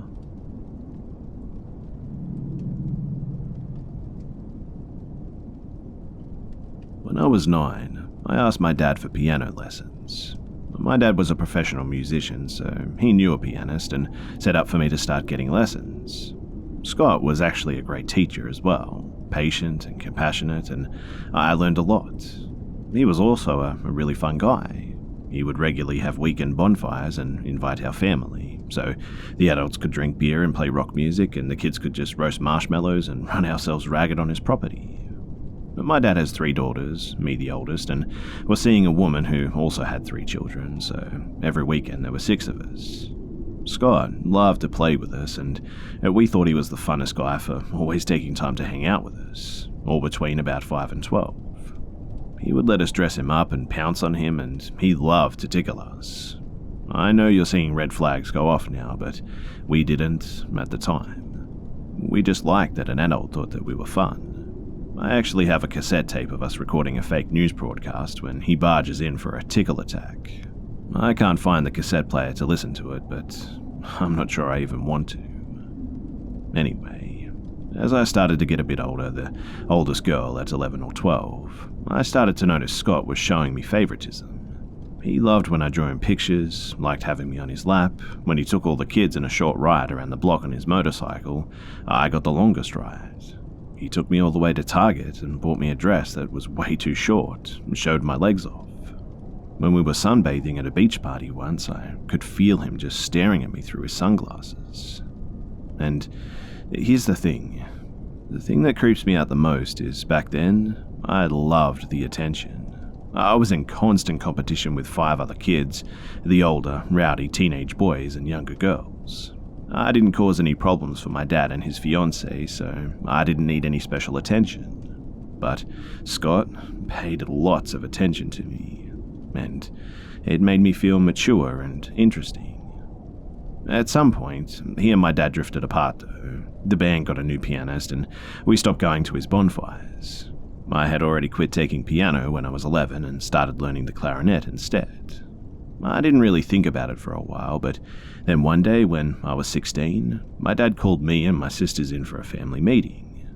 And Scott was apparently in jail, and he had been arrested for taking advantage of a 12-year-old girl. He made her promises not to tell her parents, but she did, and Dad said that he started to suspect that Scott wasn't someone he should have his family around when he bought me that short dress. And suddenly, it all made sense. I didn't know how to feel. Nothing happened to me, but he'd thought about it for sure. Had I wanted him to think about it? Me, a 12-year-old desperate for adult approval? Was I actually surprised when I heard that he'd been arrested? Not really. Now as an adult, my sense of sexuality is pretty messed up, and I have little trust in people. I wonder what if this is really related to me, if any at all. And occasionally I'm still pretty devastated that someone I'd like so much could have been thinking such evil things about me and my developing body.